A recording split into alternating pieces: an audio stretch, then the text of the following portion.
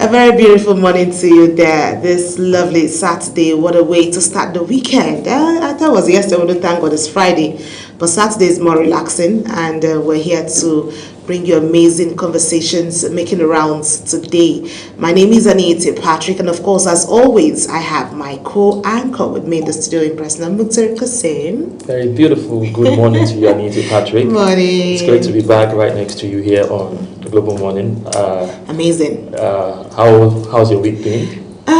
Interesting and intriguing as well. Same, I think it was purpose too. Of course, I know that sentiment because it's been a very interesting and, of course, intriguing week. Lots of political activities, a lot of here and there news. Some are pleasant, some are not, with the Oyo kidnapping on the front burner. But we hope that, of course, things will get better. Of course, we always try to look for the ray of sunshine amidst whatever dark clouds we see in the country. And of course, it's great to be here on this weekend. I don't know if you saw the weather. It's very pleasing out there. It's very cool, calm, and collected. And you know, that's like you mentioned, interesting discussions, interesting happenings here in Nigeria and across the world. We've seen lots of things that could be a bit of pain here and there. We've seen some progress here with arrest and there and there to ensure that people see a safe space to run to, and they're comforted that despite all of that. Speaking of arrest, of course, the Owo massacre, we've seen that the victims, the perpetrators, alleged perpetrators, have now been convicted. And I think that will bring a bit of solace to the bereaved family, because it's really painful to lose a loved one and then you don't know the certainty of what will happen to those people, because you know how our criminal justice system works. But this is a very good one that we've seen people get convicted and sentenced for their crimes, and we hope that will bring a lot of, not so much of relief, but at least maybe closure to the affected families. Okay. Also, we also saw the fact that the FCT police command also had some arrests from what KK was able to gather yesterday from some kidnapped suspects, and we hope that as this gets on, that security will now be everybody's business. Everyone will pay attention, and then we'll get everything working out fine, and we'll be most comfortable. definitely. We are all stakeholders in the nation. But that's Nigeria, true. so We can't leave it alone to the security operatives if we want to make good progress. But interesting thing again is that it's World Environment Day. Has the environment like treating you climate change as well? Just like you mentioned, the weather is also giving its own dimension to what it should be. The interesting thing about the environment is it's actually a garbage in, garbage out. Whatever you feed to your environment is what it gives you back. If you feed it a lot of negativity, dirt and waste, you get things like flooding and all of that. But if you plant trees, you do all the necessary things that our environmentalists have told us to do, you get to see a bit of relief, especially with the climate change and global warming in the conversation front burner. Okay, so we have a whole lot lined up for you, but we'll do that after this time. Please stay with us.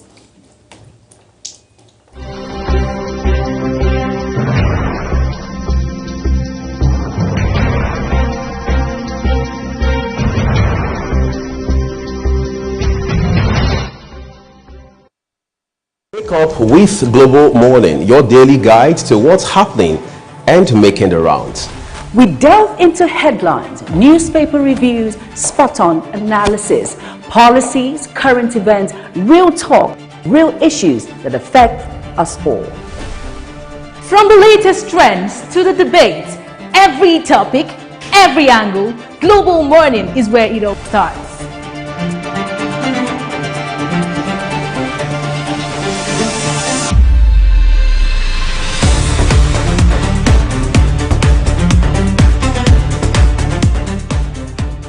Global Morning, for the latest issues, always on point. Watch Global Morning Monday to Friday at 7 a.m., Saturday and Sunday at 8 a.m. on Global Television.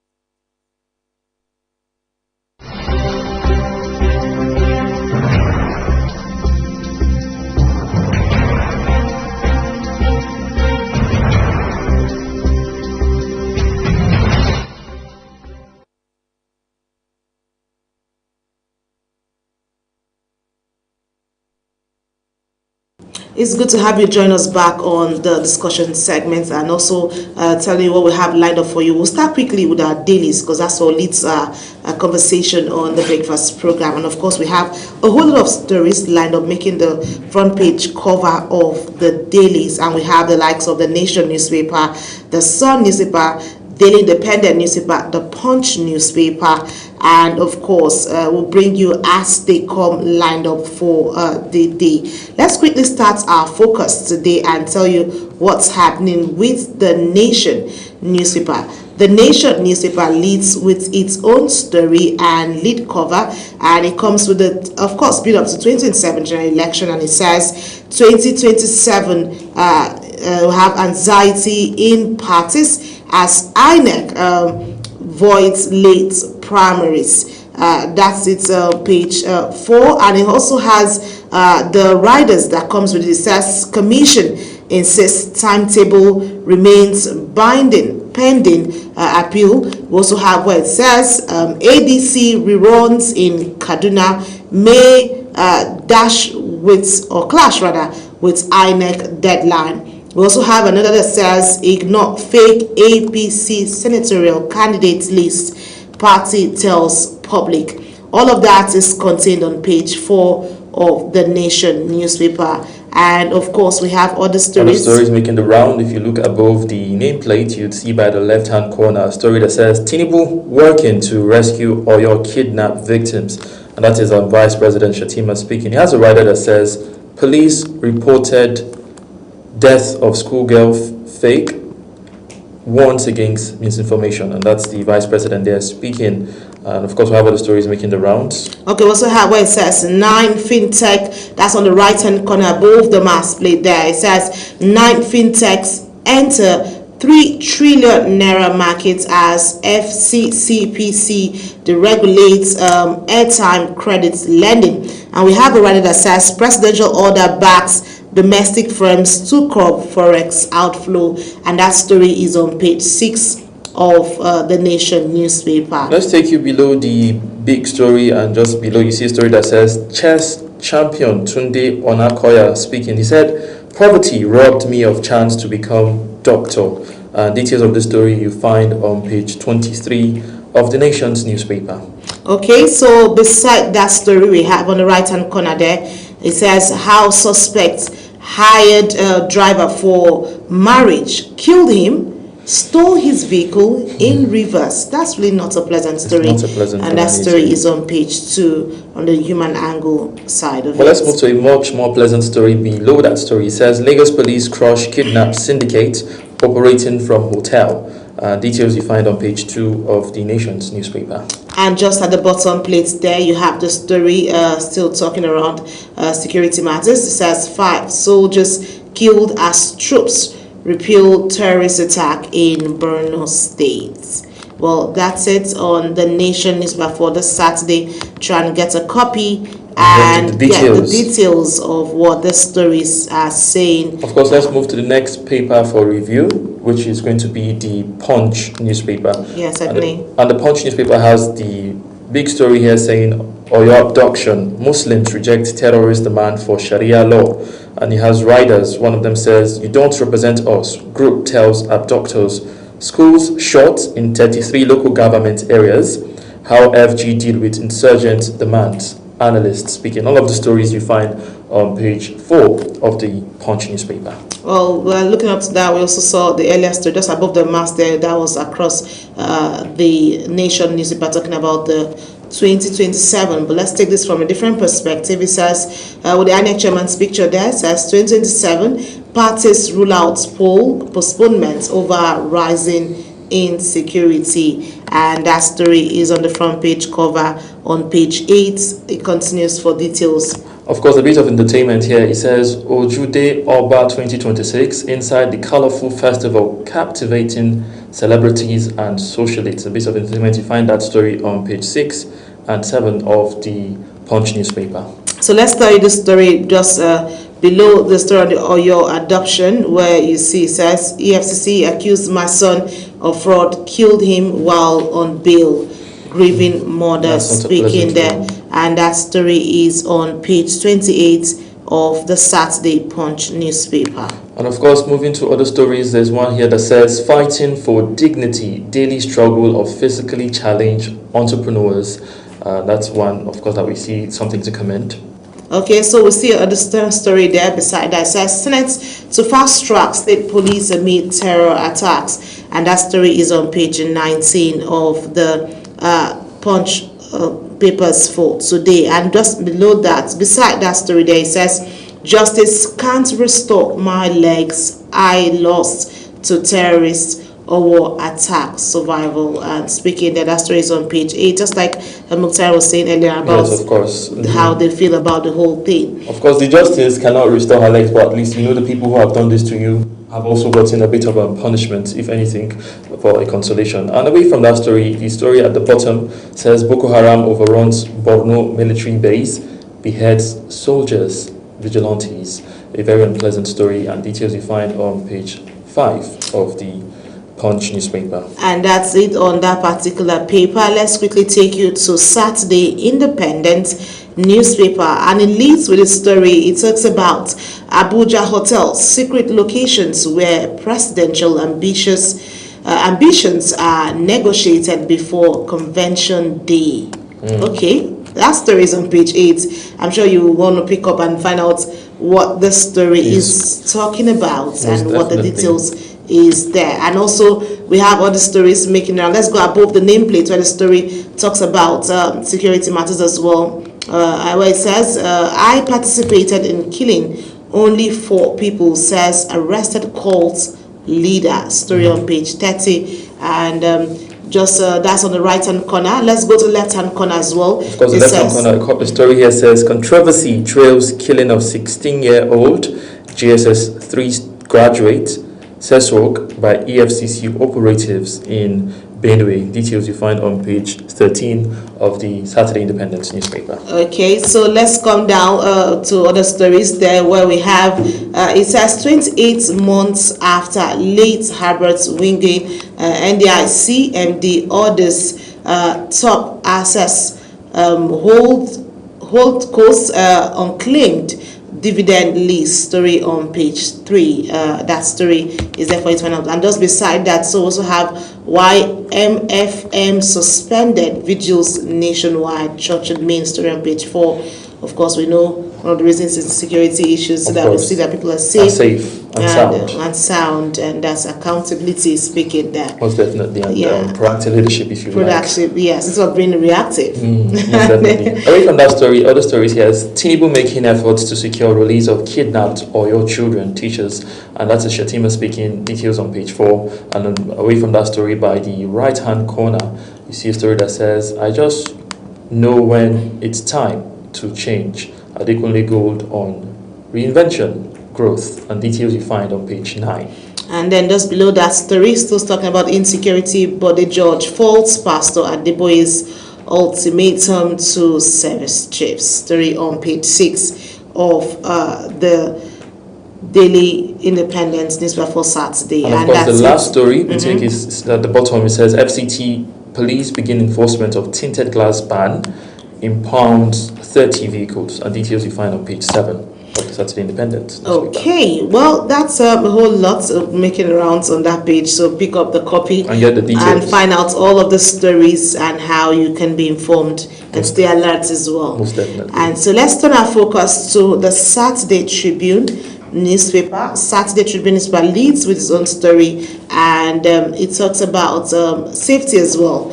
It leads with Makinde cracks down on insecurity, bans night Okada operations in Oyo, and writer says security agencies to impound unregistered vehicles, motorcycles, and we also have another writer that says police dismiss false reports on Orire adoption investigation. All of that is contained on page 4 of the Saturday Tribune. Of course, taking with the Saturday Tribune, just below that story, you see by the right-hand corner, it says, Peter Obi laments rising school abduction, ask youth to reclaim Nigeria. Details you find on page 13. Okay, and then of course, below that as well, still what we took earlier in the other paper, it says, I participated in clean only 4 persons, or people rather, arrested cult For leader. only. And then the way he says the only, we'll find out more. That's on page 19. And the good thing is been arrested. And away from that story, just below that story, it says judge's absence stalls judgment in suits seeking the registration of ADC, Accord Party, others. Details you find on page 13 of the Saturday Tribune newspaper. And of course, we have the story there that says FCT police arrest suspected kidnappers seen in viral video. Page 26 there has that story on the right hand corner at the bottom side. Most definitely. And if you look at the left hand corner, you see a story that says Atiku blast Tinubu first lady over political gatherings while abducted pupil. Teachers remain in captivity. And details you find on page 5 of the Saturday Tribune newspaper. So we see the story there above the name. Let's take that to wrap up the stories making the rounds on Saturday Tribune newspaper. What's happening there? It says, I will be great. Orire teaches last lessons on the blackboard. That's a picture of the last lesson class that was happening. Imagine the last thing he and said that's was it, handwriting. next thing you know, he's and I will be great. It's a sad one. It's a sad one. I will be great. He will be great. Most definitely. And we hope he comes back safe and sound and then tells he the walks on that story of greatness. how he walked through this particular part and he was able to come out victorious with that, of course. And let's take a look at the paper as well. Of course, other papers making the rounds. We go to the Saturday Telegraph newspaper, and it has the lead story that says primaries, presidency's push to have sitting senators return puts APC in dilemma. And it has 3 riders. The first one says Tinubu believes he has supported governors, expects cooperation from them. Another rider says attempts to alter results may provoke fresh legal challenges, resistance from governors. And the last rider says party disowns senatorial candidates list, describe it as fake. And all of the stories you find on page 2 and page 3, pages 2 and 3 of the Saturday Telegraph newspaper. Okay, so let's go above the nameplates before we take other stories to wrap it up. It says on the right-hand corner there, it says Nigeria's associated gas production flare reduced from 80% to 7%. That's NUPRC speaking there, and the rather says OPEC outputs talks about how it has modified or as well. Yes, and those dives further as the US-Iran conflict rages on. That's a survey speaking on that issue. Most definitely. We see all of that on page 3 and 27 as well. And the story beside this particular one says Appeal Court faults High Court judge of a PDP caretaker committee ruling in Ibadan. And the writer here says judge's absence stalls judgment in suit seeking to register ADC, Accord Party, and others. And if you move away from that story to the bottom side, you see a story that says Oyo Borno kidnappings as the kicker. Nigeria can't afford further delays on state police, and that is Sage Ishola speaking. And he has 2 riders. The first one here says it already exists in practice, only needs constitutional amendment. And the second rider says Makinde signs executive order restraining Okada operations. And all of the stories you find details on pages 4, 6, 8, 28 and 29 of the Saturday Telegraph newspaper. Okay, so just by the right hand corner there of stories making the rounds on the Saturday Telegraph, it says Democracy Day. We are committed to strengthening democratic governance, national unity. That's the FG speaking there. Definitely. And that story is on page 2 as well. And below that story we have DHQ troops. If disease enters Nigeria, we'll stop it. And details you find on page 7 of the Saturday Telegraph newspaper. Okay, so there we have the APC speaking as well. We have that story there. Says how Sheyi Tinubu threw up Sanayo James as Lagos deputy governorship candidate. Well, this is Lagos politics. Of course. all build up to 2027. That story is on page 3 as well, and that's it on what's happening on the Saturday Telegraph newspaper. And of course, we move to our last paper for review, which is the Guardian newspaper. And the Guardian newspaper has got something entirely different from what we've seen. It's leading with business, and it says, despite billions spent, Lagos low-cost housing exclude 70% of residents. And details of the story you find on pages 8 and 9 of the Guardian newspaper. And below that, we see an infographics of the housing affordability gap across the Lagos, and it has a lot of figures out there for. Well, I like infographics, so because it gives a mental picture of what it's like, and this is serious here. It talks about the housing affordability gap. Yes. And we see the 1980s, the Jakande era. See house. 9,700 naira. That's for a flat price. Mukhtar, you can imagine getting a house at this rate now. It's very interesting. And it takes you 77.6 months of labor to be able to afford that house. So it was like smooth and affordable. Yes. At that time. And then that's a whole lot looking at that. Then we also see. But look at the contrast now to 2025. Yes. So let's look at it. It says the 2025 reality. I like the way it's put out. Contrasting 1980 and 2025, not even 2026. 2025. So what they're saying is now we have 84% decline in terms of affordability. So what people could have, 84% more people cannot afford what they could afford in 84. So that begs the question: is Nigeria really moving forward, or we're going backward? But we believe it is forward. We're moving. We get past that over time. It's that we cannot deny the fact that the world is evolving. There's a whole lot coming in and all of those things, and all that playing out as well, which is a major cause of concern that we need to look at, of course, because if you see 10 million naira for a flat price, and then it will cost you 142.8. That's how many years, and if you do the math, it's a lot of years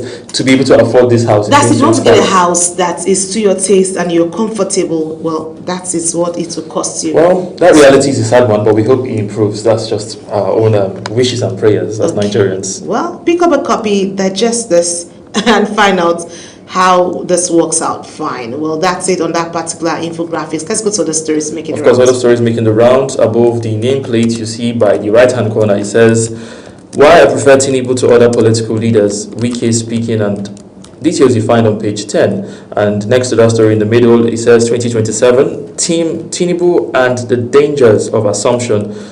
Details you find on the back page of the Guardian newspaper. And of course, another story here, which is on page 4, it says, "Idoniji at 90, my encounter with," well, you get details on page 4, you know what that encounter is all about. And if you look below the infographic story, you see a story here that says 2027, SSDC warns businesses against cyber election-related risk. And details you find on page 3. And of course, today is World Environmental Day. A story here says, World Environmental Day, Ogoni clean up the details and sequencing carbon, reviving livelihoods, hybrid stroking. And you find the details on page 44 of the Guardian newspaper. Okay, so a whole lot of stories making the rounds. Let's still look at the bottom plate there. There's a whole lot of story by the right-hand corner there. It says, PDP tackles Fayose for politicizing or your adoption. Excuse me. And then we have Senator Defense Makinde, and we also have warns against reckless words there, or blame, or there's a whole lot happening with that. So let's pick up a story and pick up on page 44 to find out all of those details. Stories happening. Also, we also saw this across other papers. We'll just leave that because it talks about same oil and the what the governor has signed into law as well. And then also we have beside that story, it talks about insecurity as well. Tears, blood flow on the road to 2027.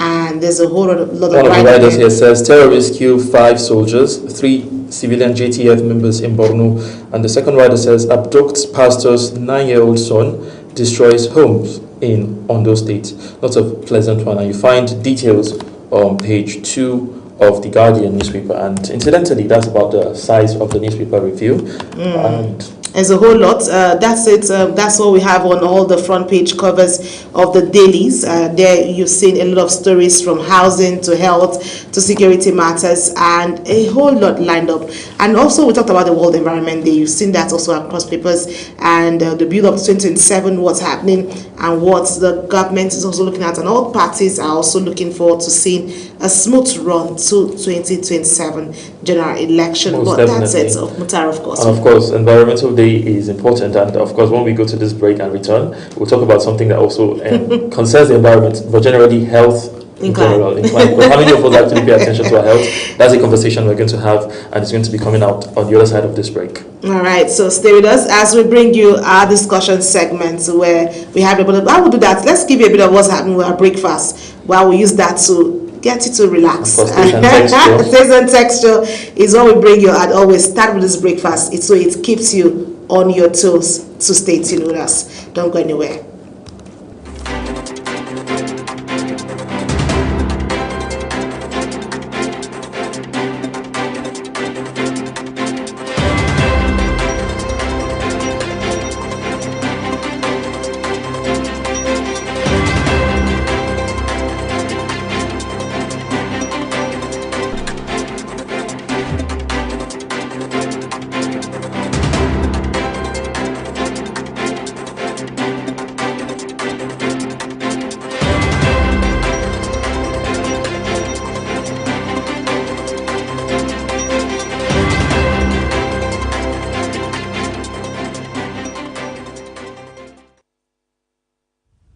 Hello everyone and welcome to Taste and Texture.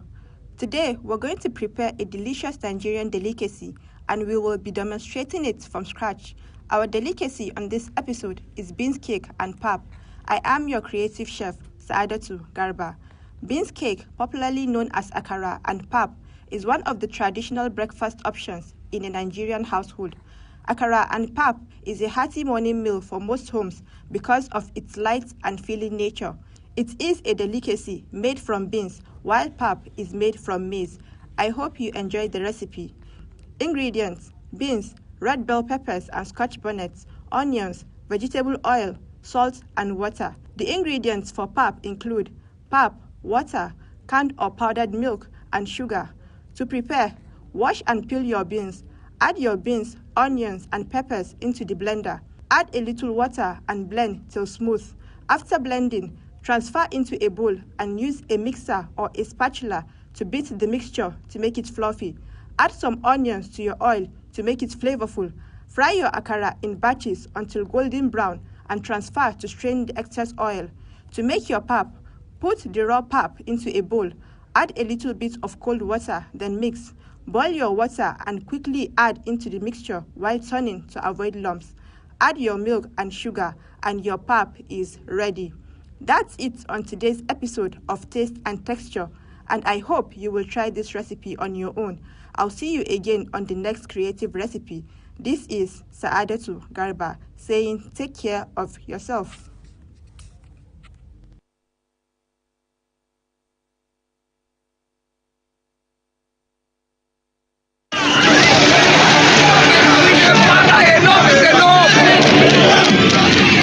In an age of breaking news, you need a trusted source that prioritizes accurate, factual, and unbiased reporting. This is AM News, and I am Ubong Usoro. On global television, our news is rooted in verified and authoritative storytelling that keeps you educated, informed, and enlightened on all the issues that matter to you. I am Sadia Yakubu. This is Midday News. You can trust a multi-platform news broadcast real-time and fast-check stories for all the big local and foreign headlines round the clock. I am Ramsey Enoch Agbo. This is News Express. Our array of anchors delivers the news to our teeming viewers, breaking it down with context and perspective. This is News Cycle on Global Television. I am Anieti Patrick. And the flagship news is your hub for the day's most engaging stories. This is News Prime, and I am Jumai Manson. Did you miss any of our news rounds? No worries. Catch up at 10 p.m. and midnight, 7 days of the week. I am Mukhtar Kasim. Global TV is on DSTV channel 365 and Star Times channel 276. We're active across all social media platforms at Global TV NG. Global TV News, accurate and unbiased. I'm Uyi Agmofwebe.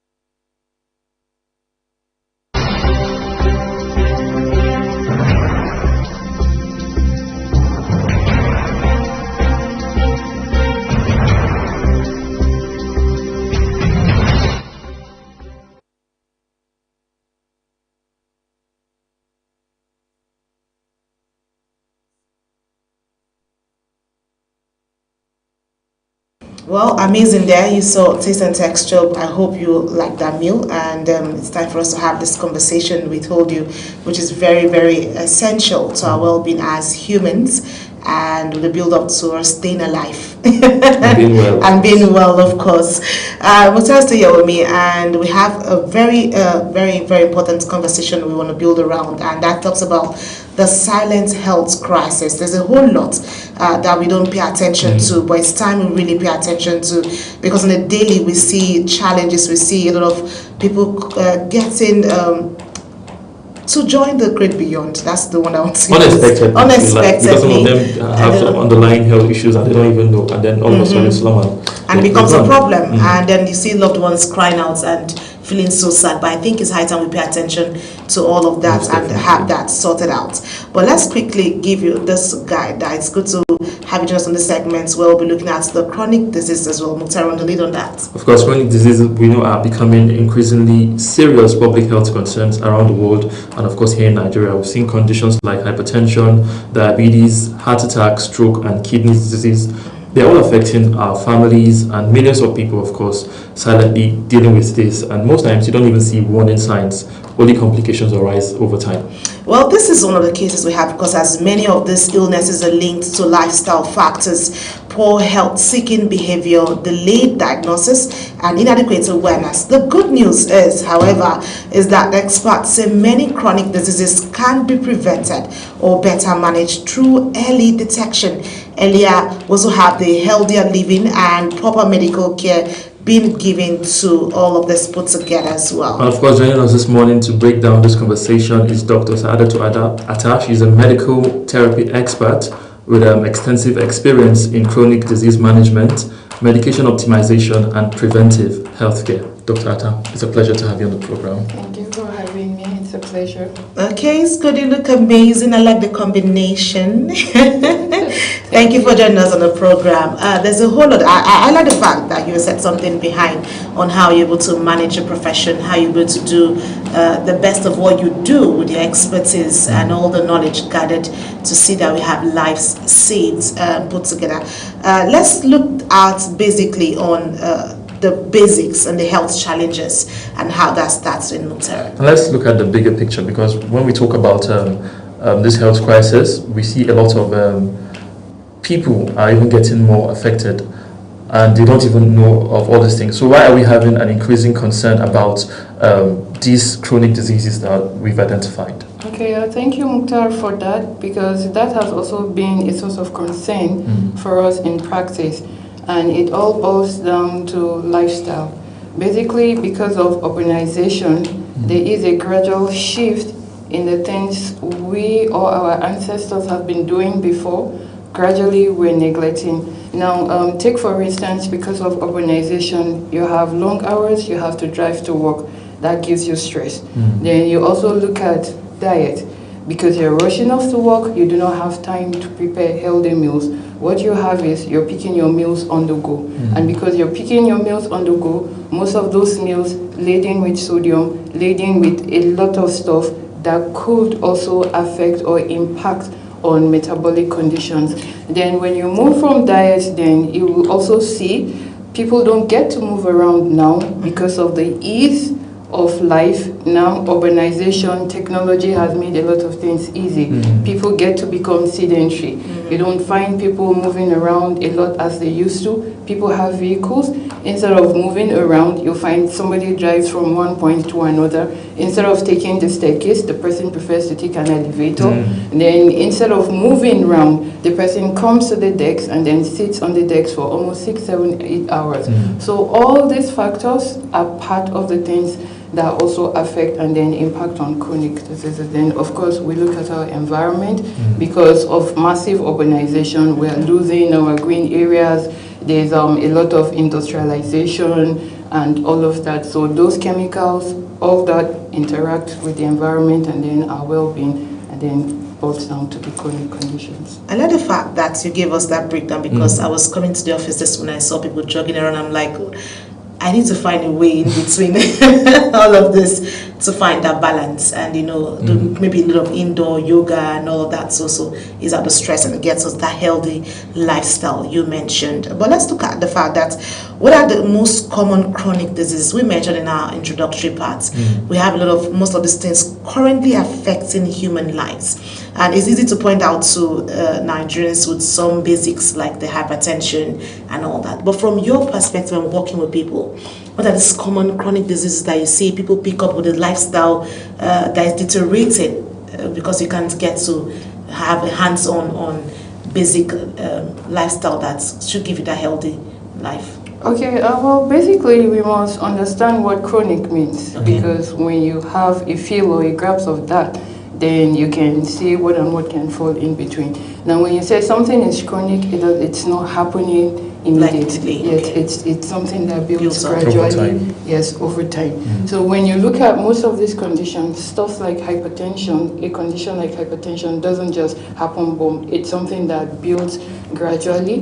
Then you also look at diabetes. Diabetes is also a metabolic condition that doesn't just happen, except if it's genetics, because aside environmental factors and lifestyle, genetics could also play, but basically your genetics predispose you to what happens, but then your lifestyle amplifies it. So aside diabetes, you're looking at chronic kidney disease. A lot of people are coming that because that could also be a complication of hypertension. Aside genetic conditions, then you also look at heart failure, you're looking at stroke, just as he mentioned. Then it's a whole all-encompassing. Yes, and then of course when you want to come down, aside all this, you can also look at asthma, pulmonary lung functions, because people are going high on tobacco use, alcohol use, and also those interfere completely with the entire system. So you may find out somebody, because there is a genetic predisposition for something, then the lifestyle amplifies what is happening. Take for instance, somebody that vapes or takes cigarette. The person may be susceptible to pulmonary hypertension, lung disease, lung failure. Then of course there's also the burden of cancers rising. So all these are examples of the chronic condition. Okay, before Mutara comes in, I know that I've lost loved ones to kidney failure, to diabetes, to hypertension. These are three basic things. And let me start with one of the kidney. I know he was quite healthy, quite chubby, God bless his soul. And at some point we started seeing where his feet started swelling. And I was worried. And I asked, I said, what's wrong with you? Because it was deteriorating. And then before we got to understand, when he went to run a series of tests, and we got to understand it was kidney failure. And we had to go through the phases of what's it called again? Dialysis. And it was a struggle, a whole lot, because of course what dialysis is involved. And we couldn't, of course, get him back because at some point it got out of hand. And then also they went to diabetes as well. Diabetes for long was actually well managed over time, and then there was an injury. They're not supposed to have injuries. And then the injury got to heal in between, and then because of, when someone is in pain, all it's looking for is relief. And then, of course, there will be different ideas to what we can use to subtle and all that. And I think that also triggered so much. So I'm speaking from all these things for you to speak to us to understand where one is to know when to really draw the line to pay attention to details in terms of the medication given and not get carried away in the course of trying to find ease to the relief. Okay, well, I'm sorry about your loss, and unfortunately, this has always been the issue. Half the time when most of these cases get to clinic, it's already progressed beyond salvaging. Now, for your cousin or for your relative, if you look at it, hypertension, if he was hypertensive, that's a risk factor. If he was diabetic, that's a risk factor. So let me start with diabetes that you mentioned. Now, diabetes is when the blood sugar, it's not just a one-time reading, but once the blood sugar is persisted, elevated, and then it can't be controlled because our body is very beautiful and wonderful, thank God for his wonderful creation. Yes. But then when you look at it, when the sugar goes high, and then it's not brought down or controlled, you find out that the sugar impacts on the vessel. Now, how does it impact on the vessels? It causes I don't want to bring in medical jargon, but of course there are a couple of linings in the blood vessels. You find out that it thickens those and then makes them stiff. Okay. So once they become stiff, the pressure, the blood doesn't flow as it should flow and then perfuse other areas. Now you have poor blood supply to the brain, poor blood supply because the heart has to work harder. Then of course the kidney, and that's why in diabetes management, it's beyond just taking care of the sugar. We are looking at how to protect all organs from further damage. So once it comes to that, it becomes very difficult and then it results in kidney failure. Now, most kidney failures that you are seeing is usually when the kidneys have over time received excessive damage, which could be as a result of high pressure. And then, of course, for some people, if he was young, because we're seeing that rising now in the younger demographics for people between 20, 25, 30, that's because substance abuse is on the high. So when you have excessive of all those illicit stuff in your system, the kidney needs to work twice its function, yes, as hard as it should, to get rid and then maintain. So at the end of the day, because it's overworked, then you have a collapse. Okay, well, I think that helps. It does help. Now let's go back to the basic, because many people associate infectious diseases with these chronic diseases. They associate them with infectious diseases also. So why are non-communicable diseases receiving so much attention globally currently? Okay, well, why it is so is because, let me use Nigeria because we're in Nigeria. Of course. Unfortunately, more focus or attention has been paid to infectious diseases. Now, let me take us or walk us back to what happened during COVID. A lot of us, when COVID came, boom, we need to save the population. It wiped out a lot of people as fast as it could. But you'll find out that when you have chronic condition, it builds. So it's there, it's looking at you, but if you're not paying attention to it, it keeps going slowly, and then boom, it goes. And when COVID came in, a lot of factors and things were put in place to slow or curb its spread. But then that is not happening, the awareness is not happening for chronic conditions.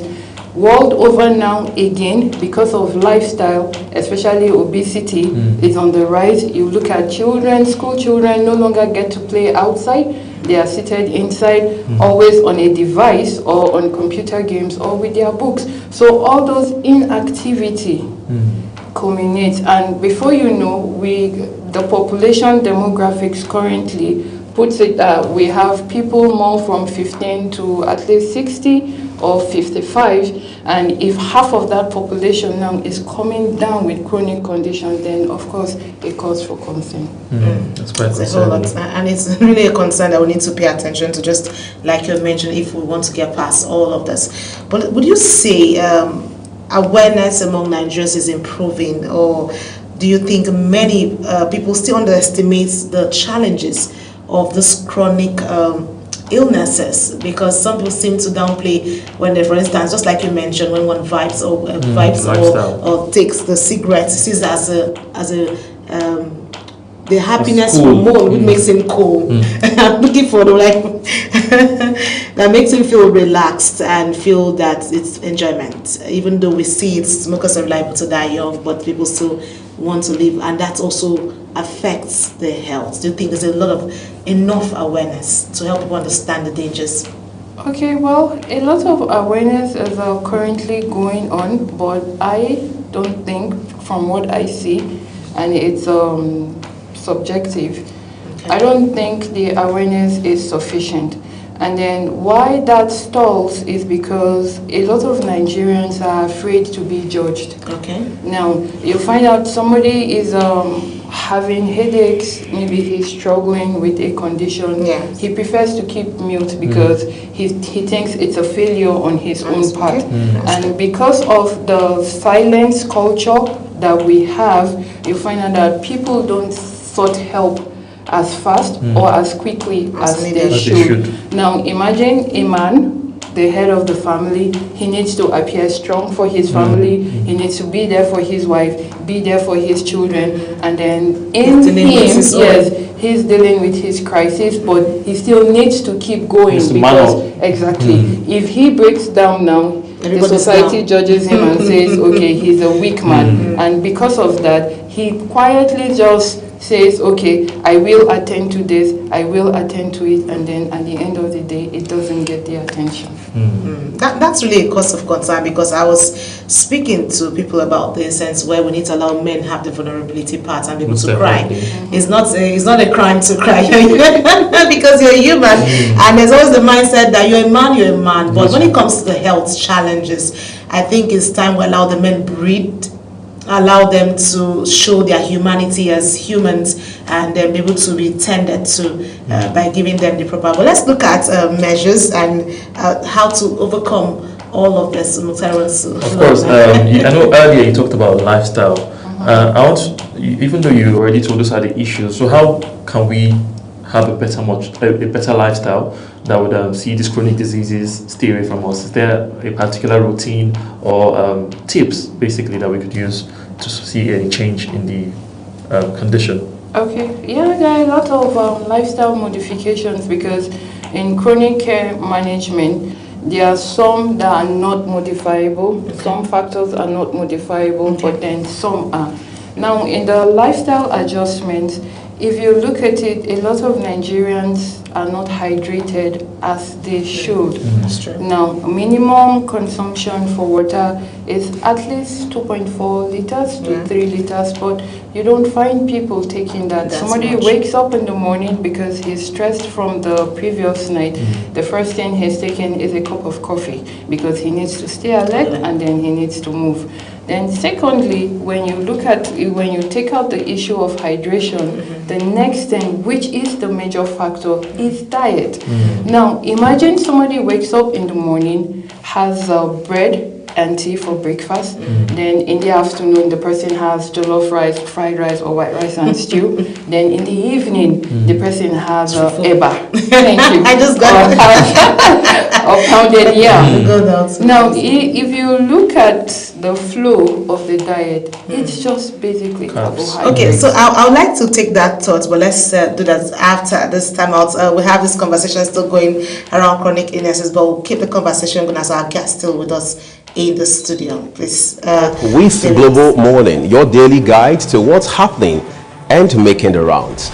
We delve into headlines, newspaper reviews, spot-on analysis, policies, current events, real talk, real issues that affect us all. From the latest trends to the debate, every topic, every angle. Global Morning is where it all starts.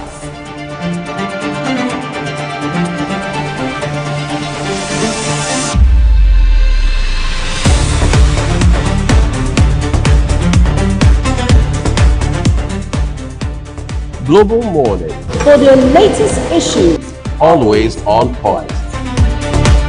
watch Global Morning Monday to Friday at 7 a.m., Saturday and Sunday at 8 a.m. on Global Television.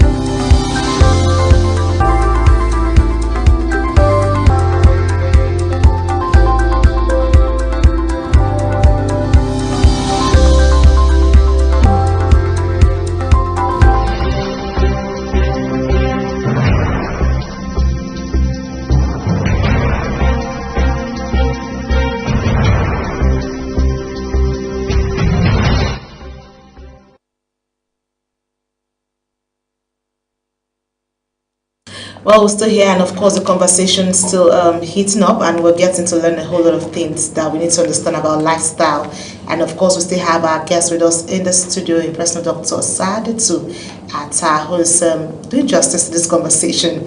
And she was speaking on some mission. I told her to hold the thought, where we talked about our lifestyle, what we eat, and how we manage through all of that. And she talked about the swallow. I know that, that's I had to just mention. But the funny thing is, most of us are actually guilty of this. We're guilty of the habits. When we eat food, since our lifestyle has to, a whole lot of carbs. Carbs is our problem, and then we need to find a way of balancing that with the nutritious. We have a lot of nutritional value food that we can mix all that. I want to just. But that brings also another point, Doctor. Before you make that point, because we've been advised to eat right, but another issue is eating right is not cheap. So where do we find the balance? It's honestly it's not. So that is true. So how do we find the balance between eating right and not breaking the bank, basically?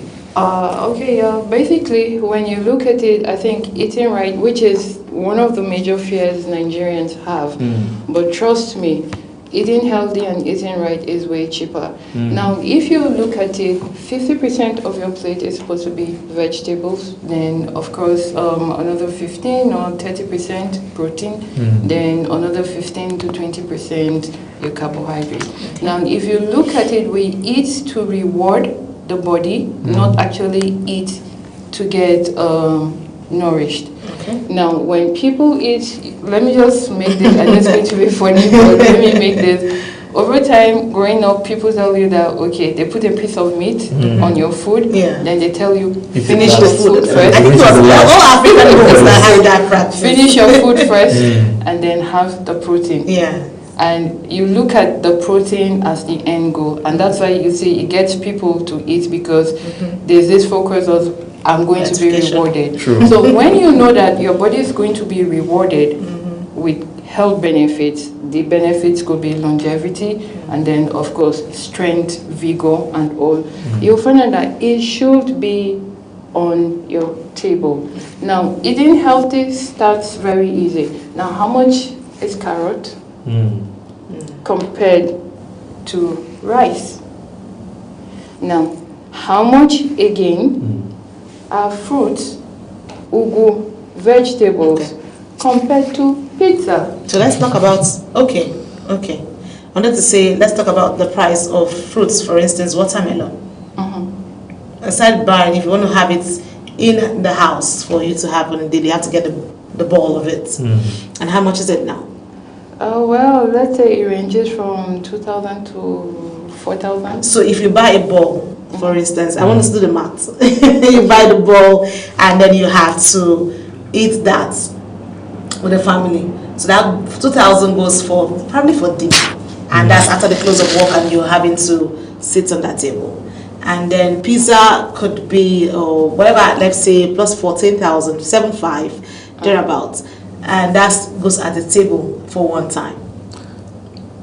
That's the mass ball. I just want people to understand the picture. Okay, of what but she's then painting. if you look at it, basically, you can get ugu for 500 naira. Yes, very true. Steam it with a tablespoon of crayfish. You don't even need Maggi. Then just add a drop of oil. Most of our food in Nigeria, very greasy, very, very greasy. The ogbono needs to look red. The egusi has to have plenty oil. Then the eforiro, the same thing. And then all these are dripping in oil that you don't need. Now, if you look at how much will it cost you to make oilless okra? I just had that 2 days ago. Exactly. So I think when people begin to get deliberate and intentional, and then disciplined, of course, you'll find out that it's easy.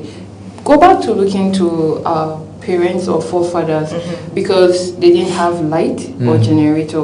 What do? They make sure they have their meals at most before dawn, by 6 or at most 5 p.m. And then the next thing, they have tales by moonlight. Sit outside, tell stories to grandkids, relax the mind, then before they go to bed. But trust me, you and I, we get off work 6, 7, get home 8 p.m. And then we have our meal. The next thing, highest 30 minutes, we're on our phone. Then the next thing, we sleep Go off. to bed. Now, when you eat, it needs 2 hours to digest. Wow. So these are conscious efforts that we need to instill. A lot of us, we need to rewire. And half the time, people think, just as she said, eating right is expensive. But trust me, it is takes not. deliberate It's action. cheaper to eat It's right cheaper. than to have a cost of medications eventually. Sure. I hope most of us will get to understand this and be very intentional, just like you mentioned, because if you're intentional, you get the end results of a healthy life, and then you live longer. And then that saves. Well, let's also look at the fact that, just like you mentioned, with the work itinerary and career paths, everyone's trying to excel in their career paths. Stress is a major concern. Stress becomes a thing that you cannot but deal with. For some people, they tell you stress makes me put on a lot of weight. Stress makes me lose weight. It depends on how your body system also acclimatizes with the stress pattern that you have. So how do we deal with that? How much impact does this have to with our lifestyle that also pushes us to that point? Because I know when someone is stressed, there's this headache that comes in most times in the middle part of the head here. I know I feel that sometimes. And they'll tell you need to sleep, and you need good hours of sleep. You need to take a lot of water, just like you mentioned about dehydration and how we have to be hydrated. So speak to us from your perspective. How do we deal with stress or manage it through growth and also being healthy at the same time? Okay, for stress management, triggers are peculiar to individuals. Sure. So you have to identify what triggers you. When you are able to know your triggers, then of course it becomes very easy for you to manage. And one big factor where people are currently now, because of the way the climes are going, easily get stressed, just as you said, is sleep deprivation. Now, a lot of people, I think about 5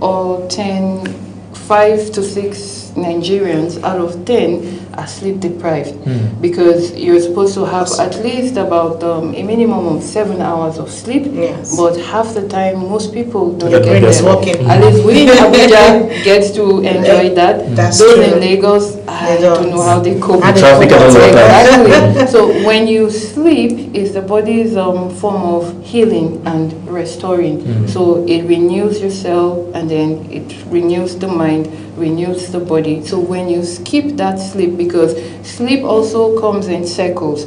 There are 2 cycles for sleep. When you miss one, or one cycle of the sleep is incomplete, you will find out that It affects. the other one, of course, it distorts the balance, and then it affects your... I think I had the results of what you just said last night because I think I deprived myself the sleep of the previous. and then I had to manage straight through work, and I got home trying to get ready for the program and all that. So I had a whole lot. Now you're back again, the cycle. So cycles like this is what I'm looking at, and how people can manage it. Okay, and because of that, you'll find out that substance abuse is on the rise. Nicotine use is there, alcohol is there, and then of course herbal stimulants. I forgot to mention that that's also another thing dealing with the society. So when you need to manage stress, first for some people they need to be in relaxed environments, take out time. Then of course exercise also is a form of stress management. Then of course sleep is also a form of stress management.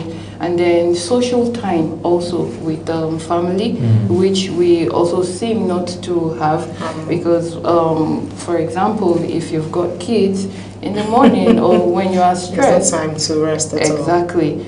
A 5-10 minutes dance or running around with your kids help to bring or douse the pressure down, because those ones don't know or understand what it is. All they want is your time. And then a lot of people look at music. Exactly. Music for me, I think music works for me as well. And some people do movies just like Mutar. He's acting like he doesn't understand saying. Mutar does a lot of movies to relax his mind. And then like you said, it varies. And these are ways we can go past dealing with stress and also getting our health and lifestyle put in place. But let's look at, you've mentioned also substance abuse. Of course, because some people, the way they manage their stress is medication. And one issue health professionals like yourself frequently talk about is self-medication. So how common is this practice for people who are trying to, even not just stress, but overall the chronic illnesses? Some people tend to turn to self-medication. So what do you have to say about that, basically? Okay, while self-medication is on the rise here, it's because paying out of pocket when you go to the hospital is very expensive. So somebody would, an individual would prefer to walk in, okay, please, I need this, and then take. And then again, we also have this culture of sharing of information amongst us. Mukhtar says he has a headache. Okay, he took this medication. Sorry, I don't want to mention products on air. And then he took this, and then he got better. And the next thing is, I feel, oh, okay, Mukhtar did this, he got better, so do the same. Go ahead and then do the same. And our system varies. And, sure. And one thing for chronic condition, hypertension is hypertension, but then individual bodies are predisposed to different effects. So when you share medications with your relatives simply because this person is on this and it worked for this person, what you are doing is you are actually suppressing the progression of the condition, which what you do is you just hit the monster, and when the monster comes out, it comes out in full force. So I like the fact that you called it a monster, because I see, I think it happens mostly with the family space where someone is saying, I feel pain here, I feel pain on my back, and you probably use it. The next thing you say, go and get this stuff and this stuff, because you work for me, like she said. And all that. I think probably good orientation needs to go out for people to understand, because like I said in the first start in our conversation, is that people are looking for relief at the time, at the sight of pain, or some people don't even know how to hold on to pain a bit, where there's slight pain here and they want to just quickly take medication to suppress it, and then I see that you're shaking your head, so it's yeah, sorry to cut you in. That's because half the time we are always reactive. It's only when the symptoms present or the signs present, then you want to address it. But chronic conditions, you can't manage it like acute conditions. So that's one thing people need to know.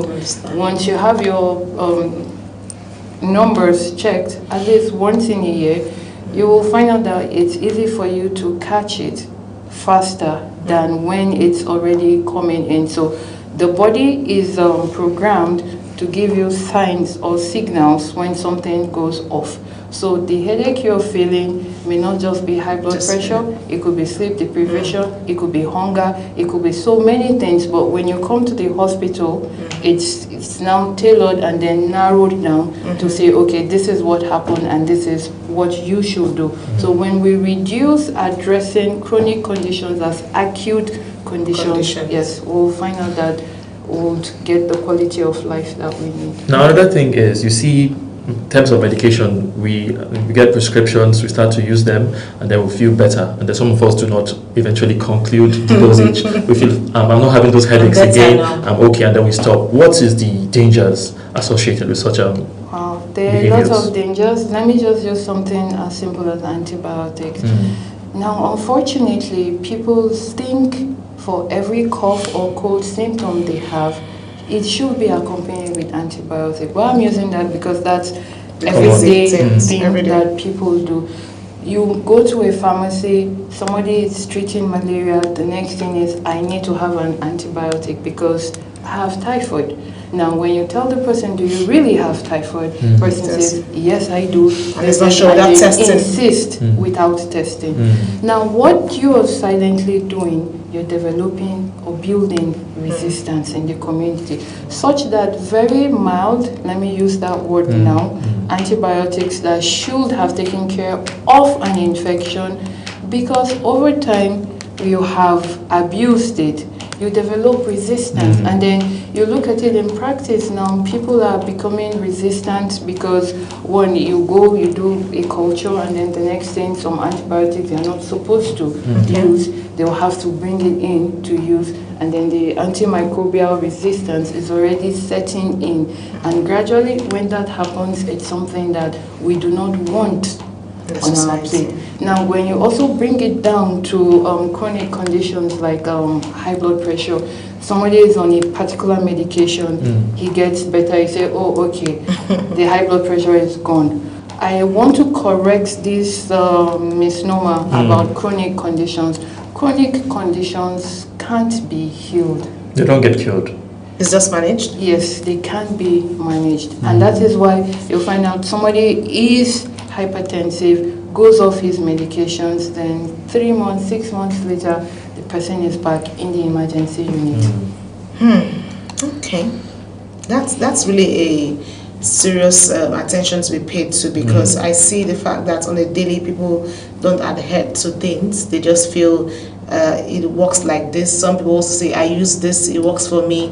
And despite not testing, I'm always an advocate for you to test yourself. It's good when you have, just like you mentioned, the headache is just signs that there's something down there for you to check. And then some people are on medication, like the hypertension you talked about. They don't adhere to if some are on daily medication, some don't take it, and once they check once or twice and see that the blood level is normal, it's okay to just forget the medication for a while. And someday it just comes and it triggers because you've not checked, because you're supposed to monitor it and see the progression on how you did, and then stick to your medication. But some persons will tell you it's normal now, it has dropped. And for those that have it at the very low stage, I know a colleague who lost a sibling to hypertension as well. He said he was having a headache from, nesting. I think at some point he slumped or something. And when they got in, it was really high, and he could not talk, he could not even feel himself, and somehow they had to lose him in the course of that. So I think people need to pay attention, just like you mentioned, pay attention to checking themselves. It doesn't cost anything to check yourself. Sometimes jokingly I tell people I'm a happy person, but it doesn't mean I don't check myself, because it takes lesser muscles to smile. Of course. And it's like you're looking pretty with it because you're always smiling. Than having lots of muscles to squeeze your face and all that. And then I don't know if it's okay, but I'm thinking I also see that in my little way that you need to also be expressive. Find somebody you can trust and talk to. It takes up a lot of, but I don't know if that works as well. Yeah, that it does. That's well, it's a system that is gradually coming into our space in Nigeria here. Usually for the alcoholics, they usually have their alcoholic anonymous groupings where you feel free, you come, you express yourself and all. And then you also build your social capital. That's where I'm going to. You get people that you can confide in. And when you confide, again, whoever you are confiding must be somebody that should be able to lead you and guide you. One thing that also slows down people having access is fear. Then, of course, people spiritualize a lot of things in our climate here. Somebody will tell you that, okay, this is some sort of spiritual attack. And then it doesn't, and then doesn't get the needed thing done. I tell people is, even if the village people supposedly do exist, you must give them a leeway to operate. So if you shut that way out or cut it off, then of course it becomes difficult. So gradually groups are coming where people can feel free. Then of course you have family members that you can trust and confide in. Now, another aspect is the facilities themselves and our hospitals and all of that. We have to come to that junction, because some of these chronic diseases, they are very difficult to manage. So how equipped are we to tackle this in terms of our facility and management of these diseases? Because people tend to go to hospitals and some of them lose their lives. Some people say it's the complicity or the lack of particular infrastructure. So how would you assess that particular aspect? Okay, well, let me start from this way, because if you look at it, our centers are tiered. Now we have primary health centers that basically just address simple and minor issues. I'm trying to put it that way.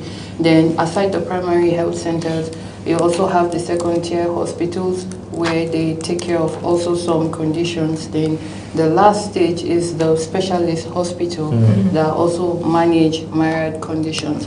Now, let me tell you something that happens, because sometime last week I was discussing with somebody and I was referring the person to a hospital, and the person mentioned that, God forbid, I can be in that hospital because people lose their loved ones there, and then people die and all. And one thing I said to the person, I said, okay, why it seems to happen that a lot of people are dying in that kind of particular setting is because they don't get there timely.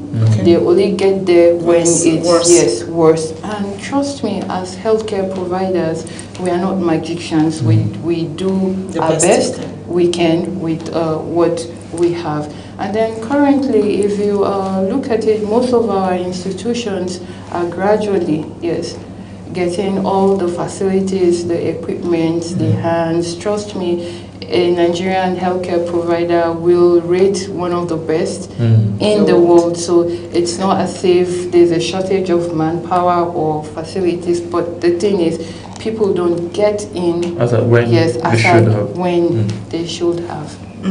Okay, well, we hope that people get to understand the importance of reporting early enough and then getting solution early enough as well, so that it gives them the opportunity to live the life they want to live, because that's where lives are cut short, and then people will still blame it on the health experts, just like you've just mentioned. But what are some of the major risk factors associated with hypertension? Because just like I mentioned, people are worried, and that becomes, just like you mentioned as well, cancer. Hypertension is becoming a norm or normal thing today across the world, not just Nigeria, and people still refer it to what we eat, just like you also talked about the healthy lifestyle of what we eat. Is that really the cause of worry, food alone, or is there just like genetics, just like the hormonal whatever? I don't know the grammatics because you're the medical expert there. But I'm looking at where we can go back to the days. It wasn't this pronounced back in the 90s, 80s, 70s. I just want to hear your point of view on that. Okay, before I go to the risk factors, let me correct this. Back in the 90s, it existed. Was it this much? Yes. The thing was, there was no much awareness. Now, in the 90s, we don't have phones. Let me use that as an example. If you need to communicate to somebody in Lagos, you have to write, and then it has to go through the post office. It takes 5-7 days before it gets there. But now, because of technology, awareness, and a lot of things, the fact that you didn't see it 10 years ago doesn't mean it never existed. exactly. The only thing now is because we have things that have enabled it to stand well. Exactly. Then when you look at the risk factors now, we have for hypertension especially, we have two categories of risk factors. We have the modifiable ones and then the non-modifiable. Now for the modifiable, unfortunately, you can't do anything about it. And then what tops that is age as one of the non-modifiable risk factors. So as one ages, he's more susceptible. Exactly. At most from 40, the risk increases. But again, because of lifestyle, we're seeing it happening to people in their 20s and 30s. So still, age is there. Then, of course, you look at genetics. And usually that's why when you come to us in clinic, we have to go backwards in your history and ask, okay, is there a relative that has this? Is there a family member that has this? So when we get that information, then of course it helps because yes, with the genetics now, we know somebody that has both parents hypertensive, 60 to 70% chances are that the person also, of course, if he doesn't control, will come down with hypertension. So when you move past age, then you also look at sex also. Men are more predisposed to hypertension than women. When you say that, people say, okay, because women are more vocal. So, and if you look at it, women are more in the hospitals every time than men. The woman is in the hospital for the children, she's in the hospital for her relatives, she's in the hospital for herself. But a man, you have to push and push and push. Before he goes. Yes, before he goes. And then, of course, the stress factor on the man. But then again, for women, the tables turn around. When the women age, they become more susceptible to hypertension because of hormonal issues than the men. So when you move from age, you look at also race. The African race is pretty susceptible to high blood pressure than the whites or the Asians. Of course, even the Asians are also at risk, but compared to Africans, Africans are top the chart.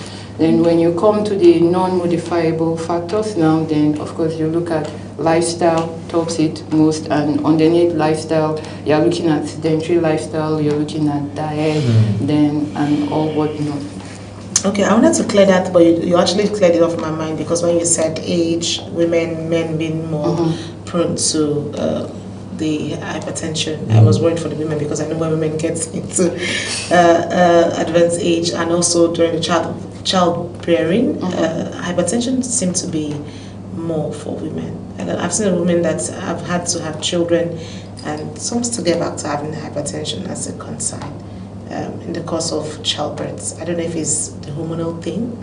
Yes, with pregnancies you have myriad of hormones, so that predisposes women to having hypertension in pregnancy. But again, if you come for your regular antenatal checks, that's why we advise earlier on when you come to the clinic, because anytime you step into the clinic, one of the things they are checking is your blood pressure, and it takes just 1 to 2 minutes. So when the pregnant women come, of course, aside checking their vitals, there are other tests also that they run. Then they are actively monitored during the course of the pregnancy. So if the physician picks up any sign of the hypertension, then of course it will be addressed. And when you look at chronic diseases and specifically the management, what strengths and do we currently have in our healthcare system that gives us the edge? Are there any particular strengths? Say that again. Let me understand. In terms of the management, do we have any particular area of strength that gives us the edge in terms of being proactive? Because most times you've said, and medical experts have said, the best is to nip it in the bud before it gets to the advanced stage. So do we have any sort of preventive or measures that can help us nip it in the bud before it gets out of hand? Okay, basically when it comes to chronic disease management, I would say the responsibility is on the individual first before coming to the facility. And currently our systems are being upgraded, though it's not sufficient to cover the population, because one, we are already having a population burst, and then of course with the brain drain, all healthcare providers now are moving to look for greener pastures. So that also puts a lot of burden on the ones available, because you're supposed to attend to maybe a maximum 20 patients per day or 15, but then in a government setting, you're doing 50, you're doing 100. So yes, exactly. It's quite challenging. Okay, so now I get to understand where doctors want to go for greener. Because I know as a professional across different fields, the brain work is actually very taxing, and you need to have good sleep if you want to flow better. Maybe I should start doing the medical thing as well. But I like the fact that you've also explained this, so people tend to understand your position as medical professionals and how you also are human, despite trying to save life and also give the best. But let's look at misconceptions before we try to wrap this conversation. There's a lot of misconceptions many Nigerians still have about a chronic disease, and then healthy living. And I know you talk about this, but in your own perspective, what is the one thing you want to correct today so our viewers can take home about the misconceptions around this chronic diseases and healthy lifestyle? One thing I would say is don't stop your medication abruptly. Now, let me give this an analogy with a car. Okay. You buy a car, you don't drive it all year round, do you? If you cover some mileage or maybe on a monthly basis, you take it for maintenance and servicing. Sure. Now, the question is, if you are able to do that for your vehicle, why can't you do that for yourself? That's one. And then time is very, very key. And I usually tell people what you can nip in the bud is usually better, because there's this adage that says a stitch in time saves 9. Saves 9. Half the time, trust me, 9 patients that come in clinical setting have gone past the safe zone. And doctors, physicians, nurses, everybody working frantically just to, but imagine when you come in earlier on, it gets that settled. So instead of rushing and then waiting out, just as you treat your vehicle, trust me, if you have a luxury car, you will take good care of it. Of course. Your body is your vehicle. Luxury and vehicle. And take good care of it as much as you can. And that reminds me of one of our guests we had who was a cancer survivor. And when he was speaking, I saw someone who has gone through a lot and come and talk about it. And then he spoke about early detection. His own was detected quite early. And thank God for provisions as well. He was able to get it. And he's lived now 16 years. Post-cancer. Post-cancer. And I have one more question, doctor. Okay. For people who feel full of life, very healthy, they've never felt a headache, they've never had any reason to go to the hospital, would you still advise them to go for checks periodically? Yes, I will.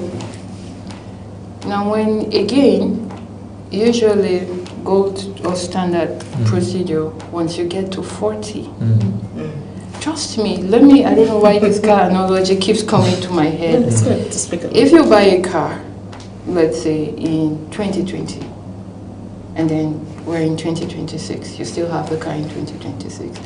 Trust me, if you don't get the car checked, someday the engine will pack up. It's the same thing. The fact that you're well, I've seen a lot of people, they come, look well, and then the next thing they're dropping like flies. Now, what is wellness? Wellness, for some people, will just be, okay, I don't feel anything in my body. Chronic conditions don't tell you, or you don't feel it. You can't feel chronic conditions, but they are there. Imagine if you put pressure in a hose now. Of course, you'll find out that the hose will expand to accommodate those pressures. Same thing is what is happening on the inside, and that's why we require that you come in. When you come in, the laboratory people, they do their own. They are the ones that give the data. Then, of course, we look at it, and then from there, build on your care. But when you don't show up and you feel fine, which was what happened, I think last month we had the World Hypertension Day awareness, and we were handing flyers over to people, and somebody said, I'm fine, I don't want to check, because when I check for something, it will be there. So what I don't So ignorance is bliss for him. Exactly, doesn't hurt me, and that's the point that I'm going. A lot of people are moving ignorantly, and then they get to a point where they just stop. So please, I urge us, let's don't allow these chronic conditions stop us. Let's stop it and then put it in check and then get our life moving. Okay, I like that as a closer. It's a very, very resounding closure. Yes, it gives out the message for he that has ears, let him hear. And because we have eyes as well, you're watching, you're seeing. Take it as one of the major advice you can get from Dr. Saadat Atta, who has been amazing and breaking this down. I like the fact that she was able to say it. I don't want to use the medical, so I don't confuse people. You're very layman-like, even the common man will understand. You understand how. Thank you so much, Dr. Saadat, for your time. It's been wonderful. It's a pleasure. Our pleasure having you, and we look forward to seeing having more engagements with you, so people get aware and stay alive. That's our focus. Thank you so much for your time. Amazing conversations here around how we can stay and manage chronic illnesses and get safe out there. And of course, the message is clear, which is the fact that many chronic diseases can be prevented if you detect them early and manage them effectively, especially when individuals take proactive steps towards regular healthy living and healthier checks. Well, you've seen that building a healthier society requires awareness, personal responsibility, access to quality health care, and a stronger culture of prevention. And we've told you all of this, so we look forward to seeing healthy people living in Nigeria, because like I said, always Nigeria is blessed, and we're blessed people. It takes knowledge to stay alive and be the best you can be around yourself. It's the Global Morning, and of course, a lot of discussion lined up for you today. We just conclude this conversation. Up next is our next discussion. Don't go anywhere. Stay with us.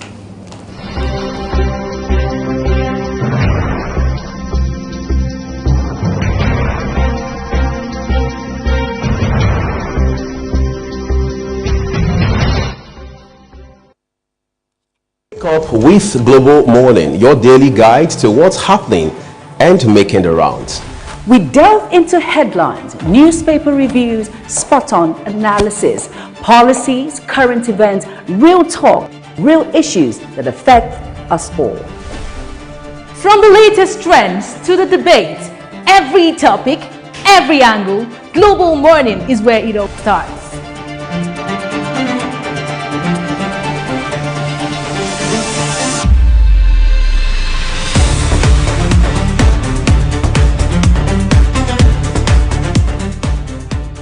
Global Morning, For the latest issues, always on point. watch Global Morning Monday to Friday at 7 a.m., Saturday and Sunday at 8 a.m. on Global Television.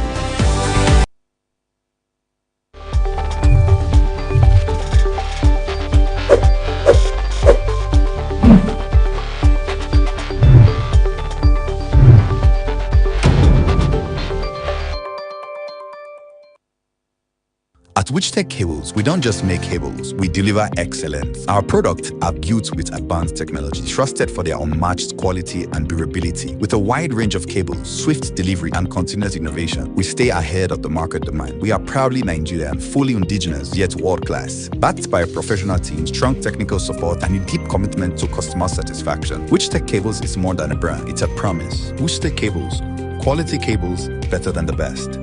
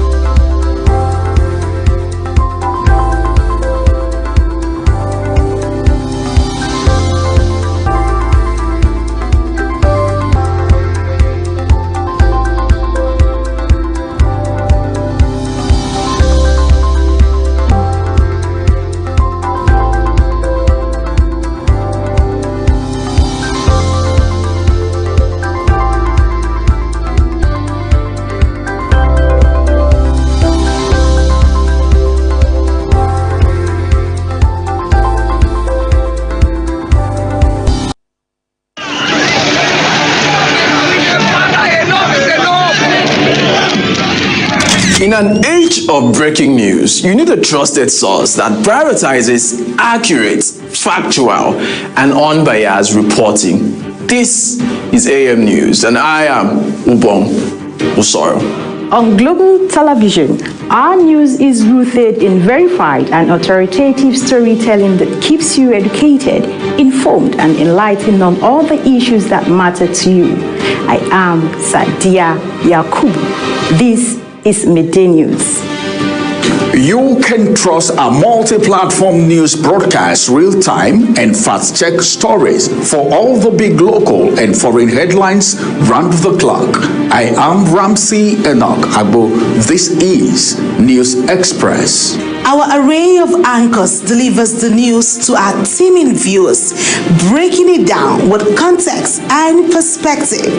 This is News Cycle on Global Television.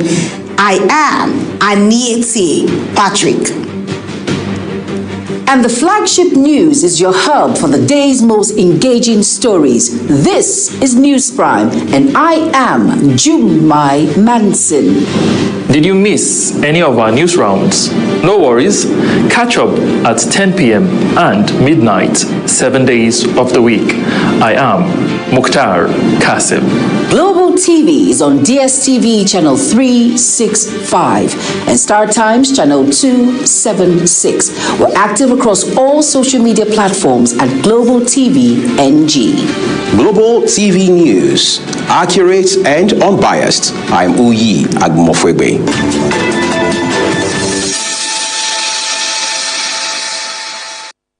Wake up with Global Morning, your daily guide to what's happening and making the rounds.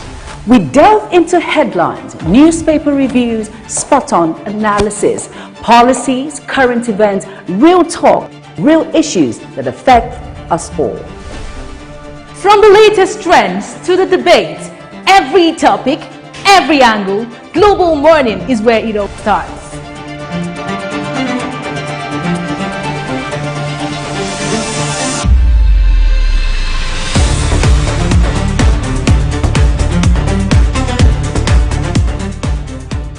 Global Morning, For the latest issues, always on point. watch Global Morning Monday to Friday at 7 a.m. Saturday and Sunday at 8 a.m. on Global Television.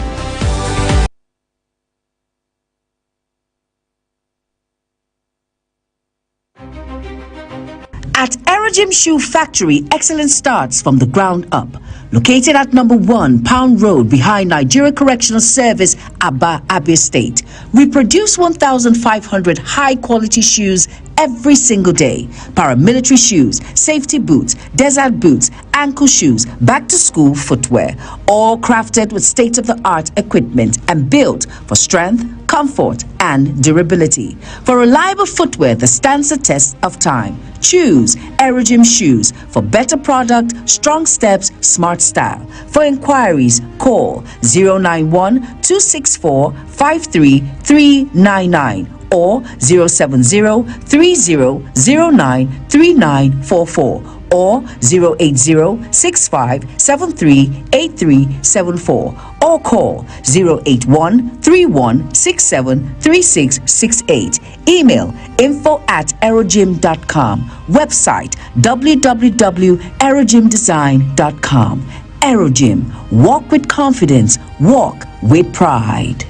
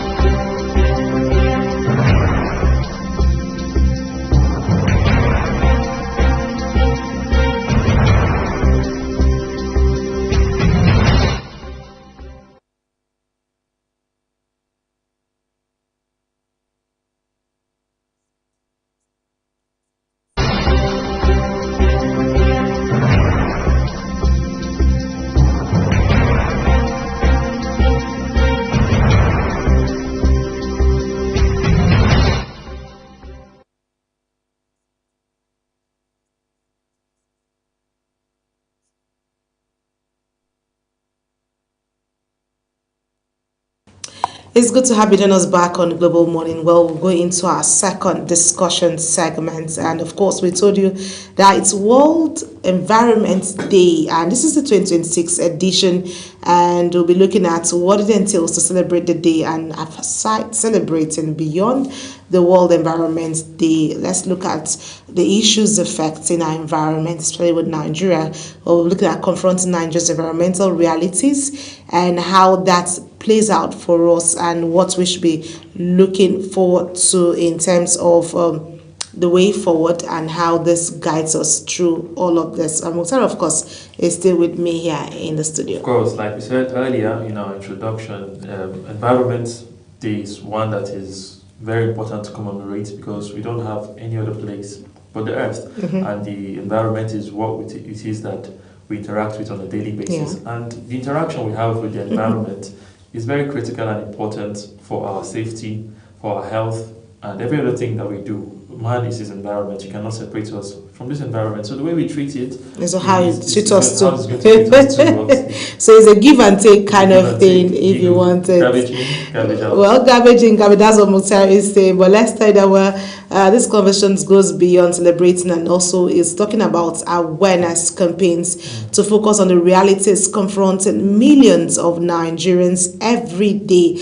Well, across the country, communities are battling devastating floods, worsening desertification, pollution, poor waste management, and the growing impact of climate change, and that's a concern. Indeed, and yet environmental challenges are no longer distant threats. They are something that we see right now. They affect our livelihood, they affect our food security, they affect our health and infrastructure, all of those, and even the economy itself. They're all affected or impacted by the environmental challenges and situation. And we've seen floods in many parts of the country, whether in all parts of the country basically, and these floods are also they're a byproduct of how we treat an environment, like we said. So we've also seen issues with desertification in the northern part of Nigeria. We see our arable lands becoming to turn to deserts, and all of this are due to the changes in the environment. And of course, we know all of these are very important. Of course, even in the Niger Delta region, with the oil pollution and all of those things, we've seen how it has affected the environment. So even in the urban areas, we've seen waste, the way we dispose our waste and manage them. Those are all things that speak to our environment and how it affects all of us as people, basically. Well, just like Mukhtar has mentioned, these are a lot of concerns that we cannot throw away. The environmental crisis is becoming increasingly difficult to ignore, of course. We know that those are concerns raised. Just like Mukhtar mentioned, plastic waste in urban settings. We've also seen the issues around the polluted creeks in the Niger Delta. Also, he mentioned as well, advancing deserts in the north and also the southern parts. We see flood-prone communities where there are a lot of challenges affecting us as a people. And like we said, it's a give and take. It's what you give, it's that same thing you get in return. And we need to find a way. We need not to ignore what it is. Well, this year's World Environment Day therefore presents an opportunity to ask some critical questions. What are the concerns, starting from our home frontier, Nigeria, and Nigeria's environmental policies working? These are questions to ask.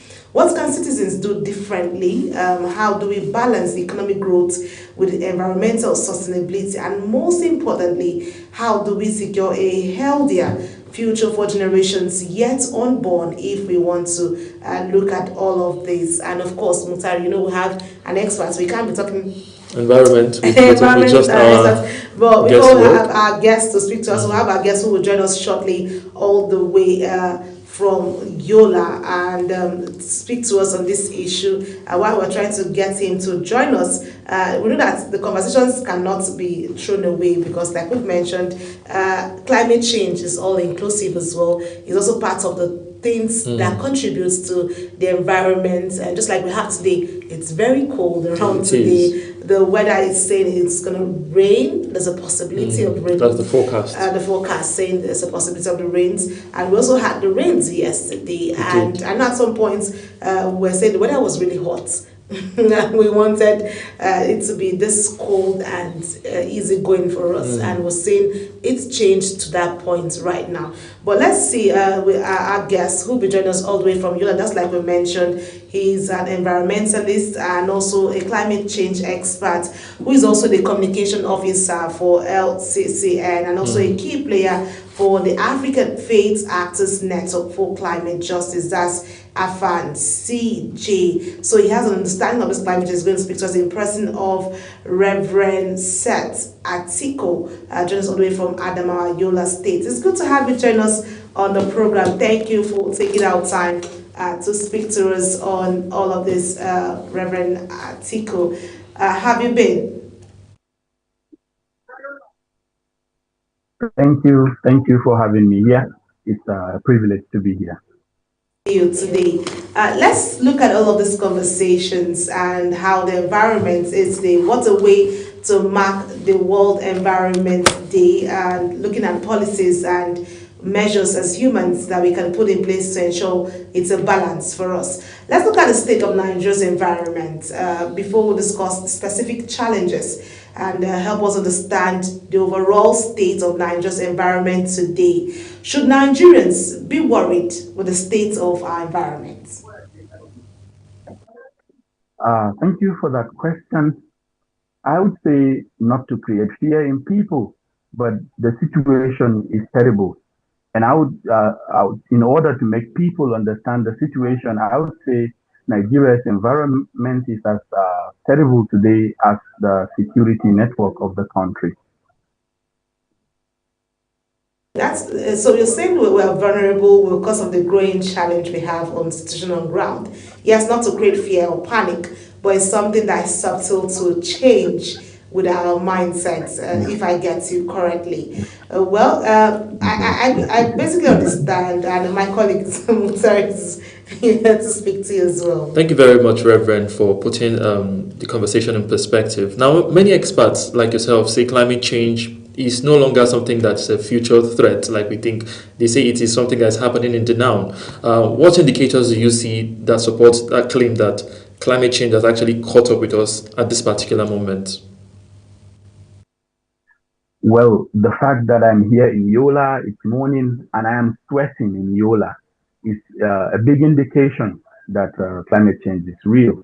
We also have a troubling situation where we do not have the native plants and the native animals that we usually see when I was younger. Those creations are no longer available for us to see. Trees are gone. Animals are gone. The ecosystem is looking quite different. We do not even have easy access to homegrown plants and fruits and vegetables and gardens. The fact that when we were children, we had access to natural things, and today we do not have access to those, it tells us that there is really a climate change problem in Nigeria. We also have issues of shortage of rainfall. We have floods. We have other kinds of disasters that are natural that tells us we have a problem with the climate. If the rainfall is not falling in a regular manner, farmers are not harvesting, are not having enough rainfall for their farming cycles, then we have a big problem. Those are good indicators to us. Amazing. We see that there's a flood across Nigeria. We have it, just like you mentioned, you're sweating and we're cold here. So it looks like a different whole thing today. Interesting. That's the climate change there for you. Let's look at the flooding case, because one of the major concerns or focus we're looking at is from the north, the south, the east, and what it looks like. One of the most visible environmental challenges today is flooding. Every rainy season, the homes are destroyed, roads are submerged, and lives lost. Why does flooding itself remain such a recurring problem in Nigeria, especially with the southeast? Because we see that mostly in most of the states. I know Anambra, for instance, like mention a few that would have that. Yeah. There are many reasons why flooding has become a recurring problem in Nigeria. The fact that we do not have active and well-planned drainage systems actually cause the flooding. We know we are overpopulated and people need more housing, but the lack of drainage channels is causing it. And then we also have disturbance to the natural water flow system. We used to have streams where water would flow, but now people are building on the streams, and the governments are not planning on how to channel these waterways in a way that it will not come back to affect the society. And then the rainfall is now irregular, and then we have heavy rainfall over a short period of time, and the environment is not really ready to occupy that. I think it's a good reason. These are good reasons why we have them. So, just like you mentioned, some of the things we see that brings this to play, just like you also mentioned, we have poor urban planning, building on floodplains, weak enforcement of environmental laws. All of those are concerns that, like in our introductory conversation, we talked about our behavioral change to see that we don't have this affect us on a daily, because it's a garbage in, garbage out kind of conversation. Mukhtar, want to speak to that? And of course, another aspect again, Reverend, is some citizens, they tend to argue that the government has failed despite repeated warning from meteorologist agencies. How would you assess the government's response in terms of managing environmental challenges, particularly flooding in many of these areas that we see? Would you say they've been proactive, or they still have a lot of work to be done? I must say that the government is really doing its best, giving the warnings, and of course the government is doing something, and we have to appreciate the effort, even if we don't think the efforts are good enough. But urban planning is one thing that the government is failing at in most cases. And we also have sanitation, whereby the waterways are blocked from trash. By trash, I mean, we have a poor governance action there, because the government is not making real efforts to see that the drainages, the little available drainages are being cleared to ensure that the waterways are not blocked. Although we can say the government is not trying, but this is a responsibility that does not just lie on the government alone, but it also lies on the citizens. Our own attitude and character and behavior also cause this, because it is not the government that is choking up the flood and drainages, the flood waterways and the drainages. It is the people, the citizens, that are blocking with the trash. There has to be a lot. We don't just blame the government, but we also have to blame ourselves. But most times, I think there is no awareness created. The government is responsible for creating awareness so people behave responsibly when it comes to trashing, but the government is also supposed to be a little more proactive, in the sense that the government will not just warn the citizens about impending floods, but rather, since this is a reoccurring thing, the government will also make long-term plans to ensure that this does not keep reoccurring. Reverend Seth, I like this mindset we have, and if we're trying to get the positive results we need to look at a whole lot of concern, just like you've mentioned. You are an active member of AFAN, and then one of your major focus is the fact that while you're marking the World Environmental Day, that's Environment Day 2026, is you look at a theme inspired by nature for climate, for our future. Is one of your focus. And plastic, you say, chokes our soil, kills our animals, and also poisons our water. And then you're going with the hashtag WED 2026, which speaks on the environment where we stay.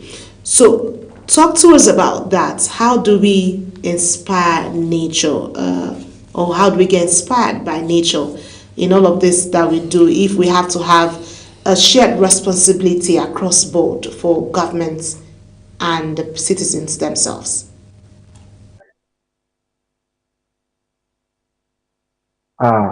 This has a lot to do with our lifestyle and our choices.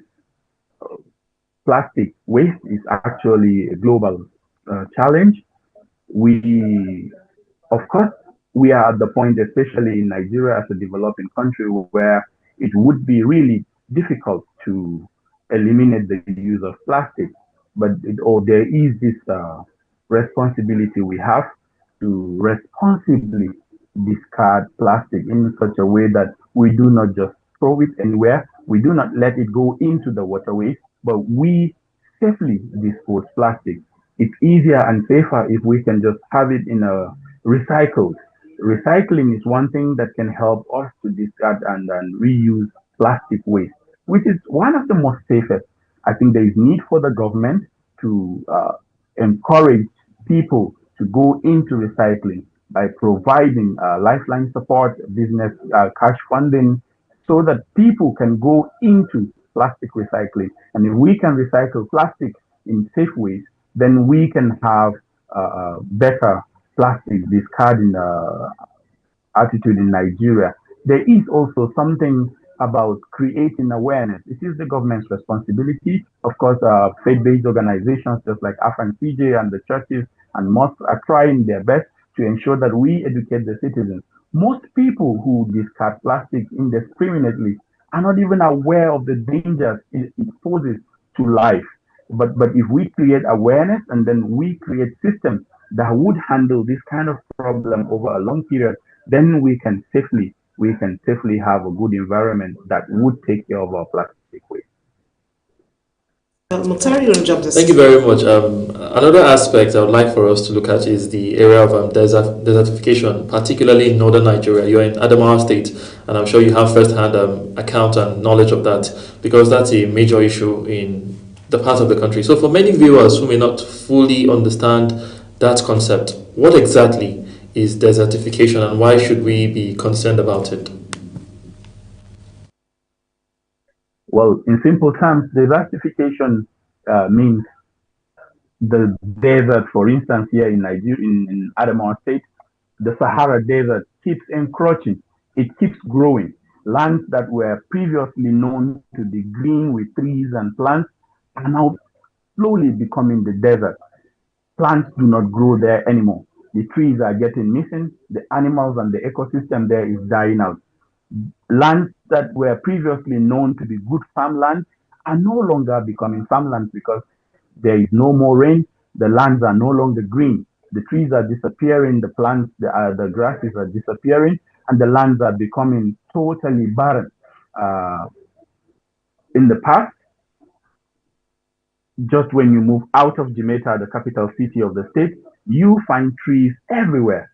Today, the trees are no longer there. What is happening to them? Of course, we understand that there is a natural aspect of it where the desert keeps encroaching. We have shortage of rainfall and all that. But people are cutting down trees, especially to use them as cooking fuels, firewood and charcoal. People go there to cut them down. And sometimes people cut them to have wood to use for building and other construction. We have people cutting trees, so much so that the trees are no longer there.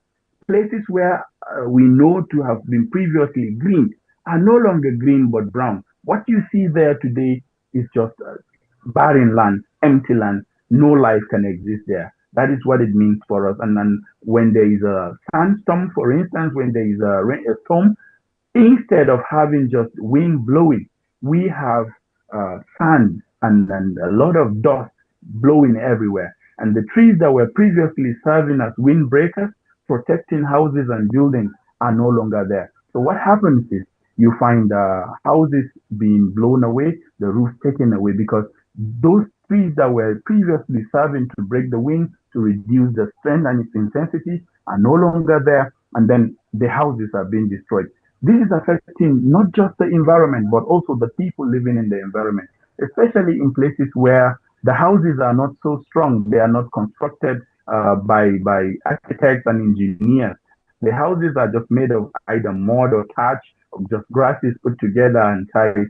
You find out that the people in those areas no longer have a house after just one rain and one windstorm, because everything is gone. The wind has blown away everything. There's nothing to provide cover for their houses. I see that you've actually touched on the concerns we also had around where this stands as a threat, because it looks like a serious threat to the northern part of the country, where communities are being faced with this particular desertification because, of course, like we see, has the loss of farmlands, migration pressure, the competition over scarce sources, poverty, insecurity, loss of houses, just like you mentioned, and all of that. And then the concern is, can this trend be reversed? Because, like we said, it's beyond celebrating the day. We want to know where actions can stand out for people.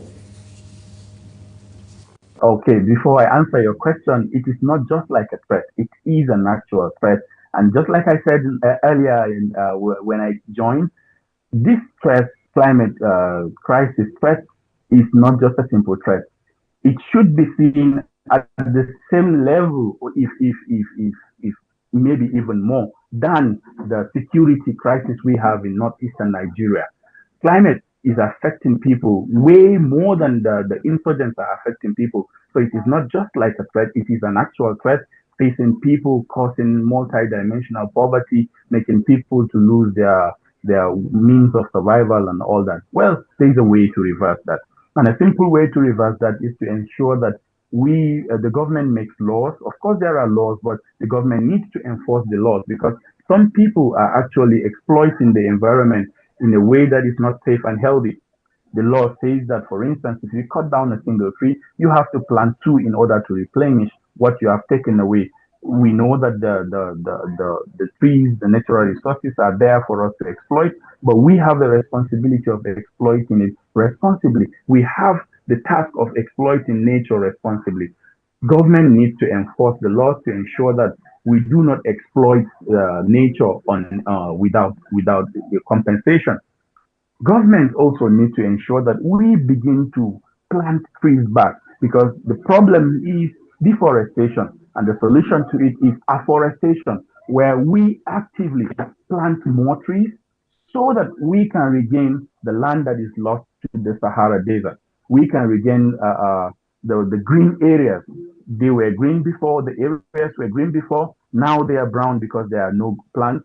The government can actively work towards supporting the individual communities to ensure that we regain nature back to its course. We can plant trees, for instance, and we can provide trees. Do not just, there are actions actually currently running in Adamawa State, for instance, where trees are planted. But it is not just enough to plant those trees. We also need to nurture them until they grow to gain back the afforestation state.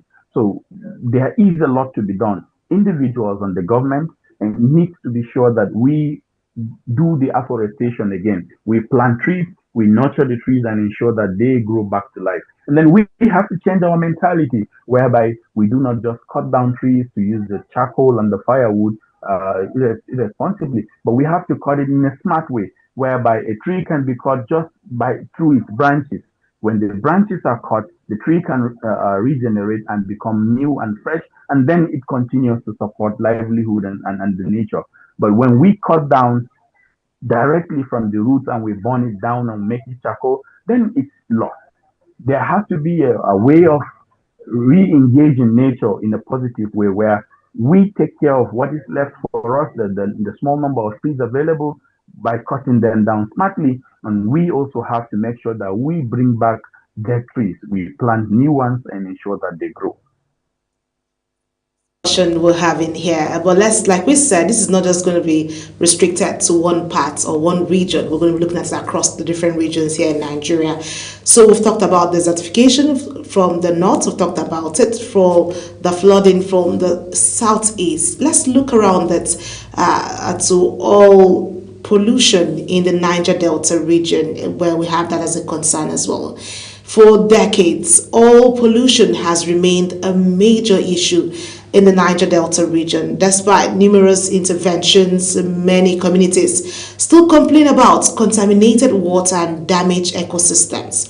Why has this problem persisted despite the awareness, the concerns, all of that? Infrastructure is a concern. We've seen different intervention across different bodies trying to ensure that is reduced, the barest minimum, and then the people can enjoy good environments to live in.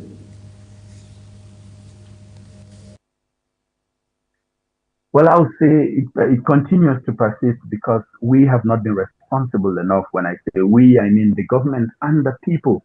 We still have illegal oil explorations going on over there. We still have rules and the laws and bylaws that are not being followed. Even the companies that are operating there legally do not really respect the laws surrounding their operations. And the government is not being tight on law enforcement. I think it's the main reason why. Of course, we have situations where vandals will go to vandalize pipelines and they are unable to, when they have whatever they need, they are unable to stop the flow, and then it continues to affect communities. We have people that are not responsible, the indigenous, the citizens of the country. We have to create a way to ensure that they are employed and they are discouraged from going for the vandalization and the vandalism. But we also have to ensure that the government is following all licensed companies carrying out oil activities over there to follow the rules, the global practice standards, and also ensure that those who are offending, those who have erred, are being asked to create a kind of remedy to the situation. If a company is responsible for oil spillage, the company should be responsible for cleaning it. But we have a situation where, in a lot of situations, the companies are providing chaos in the communities, but they are not held responsible by the government to come back and correct the problem they have solved. In developed countries, we see how class actions are taken against the companies. But in Nigeria, for instance, the legal system does not really encourage people to go for the class action and to really support the local people living in those communities that are affected. So I think it's a problem of responsibility from the government and also from the citizens. Leaves me to Mukhtar as he also wants to flow in. Thank you very much. Let's still stick with this particular aspect. But you've talked about the problems, and we all know that when we don't do the right thing, we tend to have consequences. So I would like for us to talk about some of the consequences that environmental pollution brings in all of these regions, whether in the northern parts with the deforestation or with the southern parts. What are the consequences long term for our environment? Yes. The consequences is we would continue to lose our means of livelihood. We all know that there are no jobs available for people in the society. Most people depend on surviving subsistently, whether they would just be farmers or they would be fishermen. Whatever little means of survival they have to live on their own is being destroyed. And the consequences is, as long as we continue to have people who are not having better means of livelihood, they would continue to think of ways to do it. And that is the reason why we have a lot of people who are recruited by the insurgents. When they lose their means of livelihood and they miss the government employment, they have no other way than to just join probably a group of gangsters who would pay them money or just engage in any dirty thing that would make them have a means of survival. The consequences are long. We might continue to lose the Nigerian fertile land, and that will really affect our feeding plants. But the fact that we are losing viable farmland to the desert in the northeast means that we would continue to have less and less produced crops to take care of our domestic food needs. And that means we have to continue importing. We also have these consequences where unrest will continue to increase because people who are not having the basic life necessities, they would continue to find ways to fight the government. And these are just a few among others. This conversation cannot be put in perspective without involving the stakeholders as well. Just like you're talking to us on how this concern. I'm really sorry about the heat there in Yola. I can feel how you feel about it. But let's look at it. How can stakeholders achieve meaningful environmental restoration? Because you are doing one of that as a stakeholder. How much more are other stakeholders looking at this so that there can be meaningful restoration of this? I don't know. I'm looking for the right word to term it, basically, to deal with environmental challenges. Climate justice action. Yes.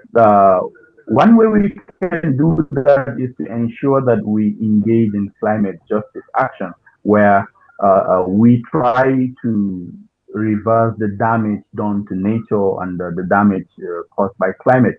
And actors like the churches, religious organizations, non-governmental organizations can actually engage in community development services where we can channel our community development service access just by providing needs of climate justice.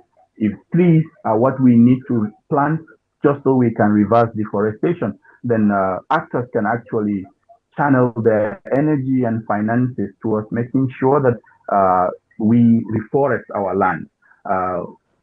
Other things we can do is to in all gatherings, because the actors actually are leaders. They have people under them. They have workers. They have people there that are benefiting from their actions at all levels, and wherever the actors are, there has to be this awareness creation. We have to step up our game to create awareness, because most of the people that are causing trouble to the environment are not even aware that they are doing this. But if actors can actually make a step further by continuing to inform people about the dangers of our actions, and we inform people about what we can do to reverse these dangers, then there would be solutions.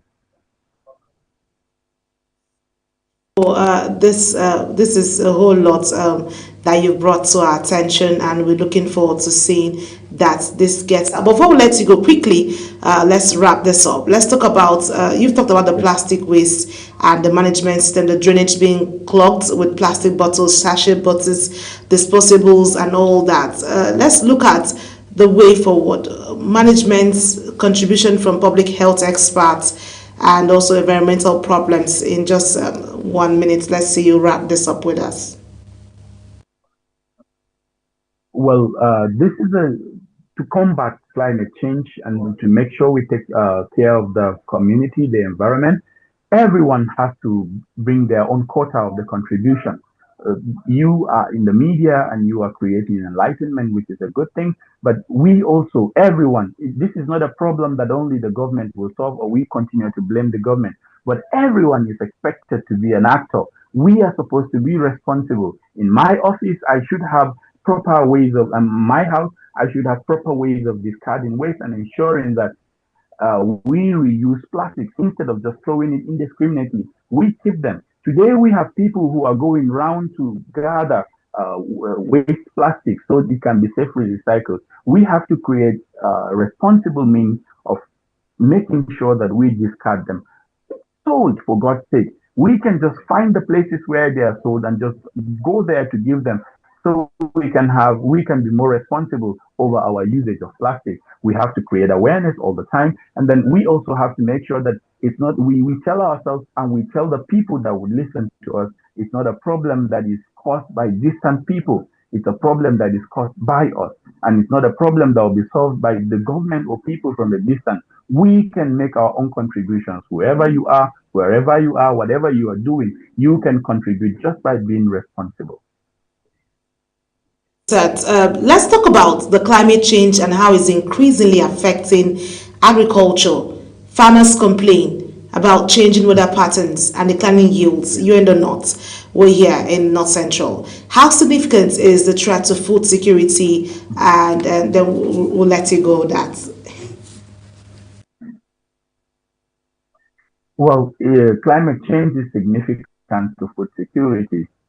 We need to have a good climate before we can produce a good result and feed the nation. We all know that the North is responsible for a high level of production of food and for within the country. And then more farmers are now noticing and recording low yields. This means that more money is spent and then there is no gains made. This is discouraging farmers, and you find out that people who are farming for commercial purposes are no longer able to maintain their businesses. The businesses are dying out because of the low harvest and the yield. People are beginning to just stop farming entirely. Or when people keep losing their capital, they cannot continue to endure and to continue in the business. So the impact is quite strong on farming because we cannot produce. We are recording highly that we are not producing as much as we used to produce in the past, and the yield is no longer as healthy. And then we continue to have crisis, especially when it comes to the balances of the business of the people, the farmers. We also continue to have crisis because we now have more people who are being hungry. Most of the farmers in the Northeast are subsistence farmers, but now they do not even produce enough food to sustain them for a whole year. This is Thank you so much. I would have loved you to speak on this, but our time is not our friend. Thank you so much, Reverend Seth Atiko, for your time. An amazing and passionate environmental expert and climate change person there who would really want to break all of this. Don't forget, we told you that he's an amazing person. He's also the communication officer for LCCN and is also the key player for the Africa Faith Actors and Network for Climate Justice. Thank you so much for your time, and I hope that you get back to Abuja and feel a bit cold. Just so I was feeling, and we hope the climate switches to a better and conducive one for you there. Thank you so much for your time. Amazing discussion there with Reverend Seth Abutari. He had a lot to say, and he obviously knows his onions, and he has a very good grasp of the topic. He was able to break it down to the basic level of understanding for all of us, and beyond just breaking it down, even we who have listened, I think we are more aware, because awareness is something that we can never do enough of. No, we cannot. So we should know that how we should be conscious about environment and our actions around our environment, because whatever it is we do, it's a circle that comes back to all of us. One thing is that we see that our lives is our environment, so we breathe, eat, everything surrounds us. Just like he mentioned around the fact that farmers, all of the concerns with climate change, is something we've been complaining about. And he has said that one of the issues is climate change, and which means we also have a very big role to play. Yes, as well. Not only the government, like we always say, we're always putting the bulk at the government's table. But then, from what he said, we're all stakeholders, and all of us have got a very integral part to if we want to get it right. Yes. Okay. Well, we also know the fact that in all of this conversation, renewable energy and green economy opportunities are also part of this conversation that we need to look for to build, and if we want to get it right. Because renewable energy is a field that's emerging, and it's something that has a lot of opportunities, and it helps the environment, because with the solar, we don't see as much pollution as we used to see with the previous carbon monoxide, with the oil spillage and all of that. So cleaner energies are what are on the front burner. Even governments, politics, they're all saying we're advancing for a greener economy and a greener politics. So it's one that's something that we look forward to. Yeah, because we see that beyond the challenges, there are a lot of opportunities attached to it, that Nigeria needs to have enormous renewable energy so that it comes in for potential for a lot of young people especially, and also the country can leverage on that to ensure that there are job opportunities, there are less expenditure to a whole lot of things through the wind energy, the bioenergy, the solar energy, green innovation, private sector participation, making it seamless for a lot of people to get involved in the process. And we look at also the job opportunities, how sustainable that can be for the young people who want to see, because we also have green jobs come to play. We also have recycling industry, because we saw what the plastic does when we have it. From waste to wealth, is what they call it. I attended a particular solar training, and it was all encompassing. Even people with disabilities were part of the training. So it was one that is the future, because green energy, they've said, is what will be big in the next 10-15 years. It's already big, but it will be so much bigger. So young people, of course, are keying into that particular initiative, and it's one that we look out for in the future. Okay, well, there you have it, a whole lot of conversation. This is one conversation you cannot do away with. It is very exciting. If you have to pay attention to policymakers today, you should look at good recommendations that you should also give to them that can bring into climate resilience and also give enough to what we want to have as a nation. And of course, this is a conversation that is cut across the whole world as well, because the environment is not just about forests, rivers, or weather patterns. It is about our health, our economy, our food, our security, and ultimately our future, of course. And of course, we've heard today that Nigeria is confronting a lot of environmental realities. Governments are also affected. Businesses are affected, households are affected. So it's something that affects all of us as citizenries of this country. And the choices we make today determine the quality of life for generations to come. Thank you so much to our guests who made Global Morning an amazing discussion. We had just had Reverend Seth Tiko speak to us earlier. We had Dr. Sadatu Atta speak to us about the chronic health challenges and how we can deal with it and have to go out on time to take care of ourselves. And of course, we had the discussions, the newspaper headlines that had a lot of stories making the rounds. Politics, security, and all of that. Of course. And of course, we had Taste and Texture. And I hope you enjoyed your meal while you start to enjoy the conversations and discussions with our guests on those topical issues. Thank you so much for being a part of the program today on Global Morning. I'm sure you picked one thing or two to keep you ahead for the weekend and also push you into the week and also to the future. And that brings us to the size of the program on Global Morning. I am Anita Patrick. And I am Mukhtar Kasim. Saying a very big thank you for being part of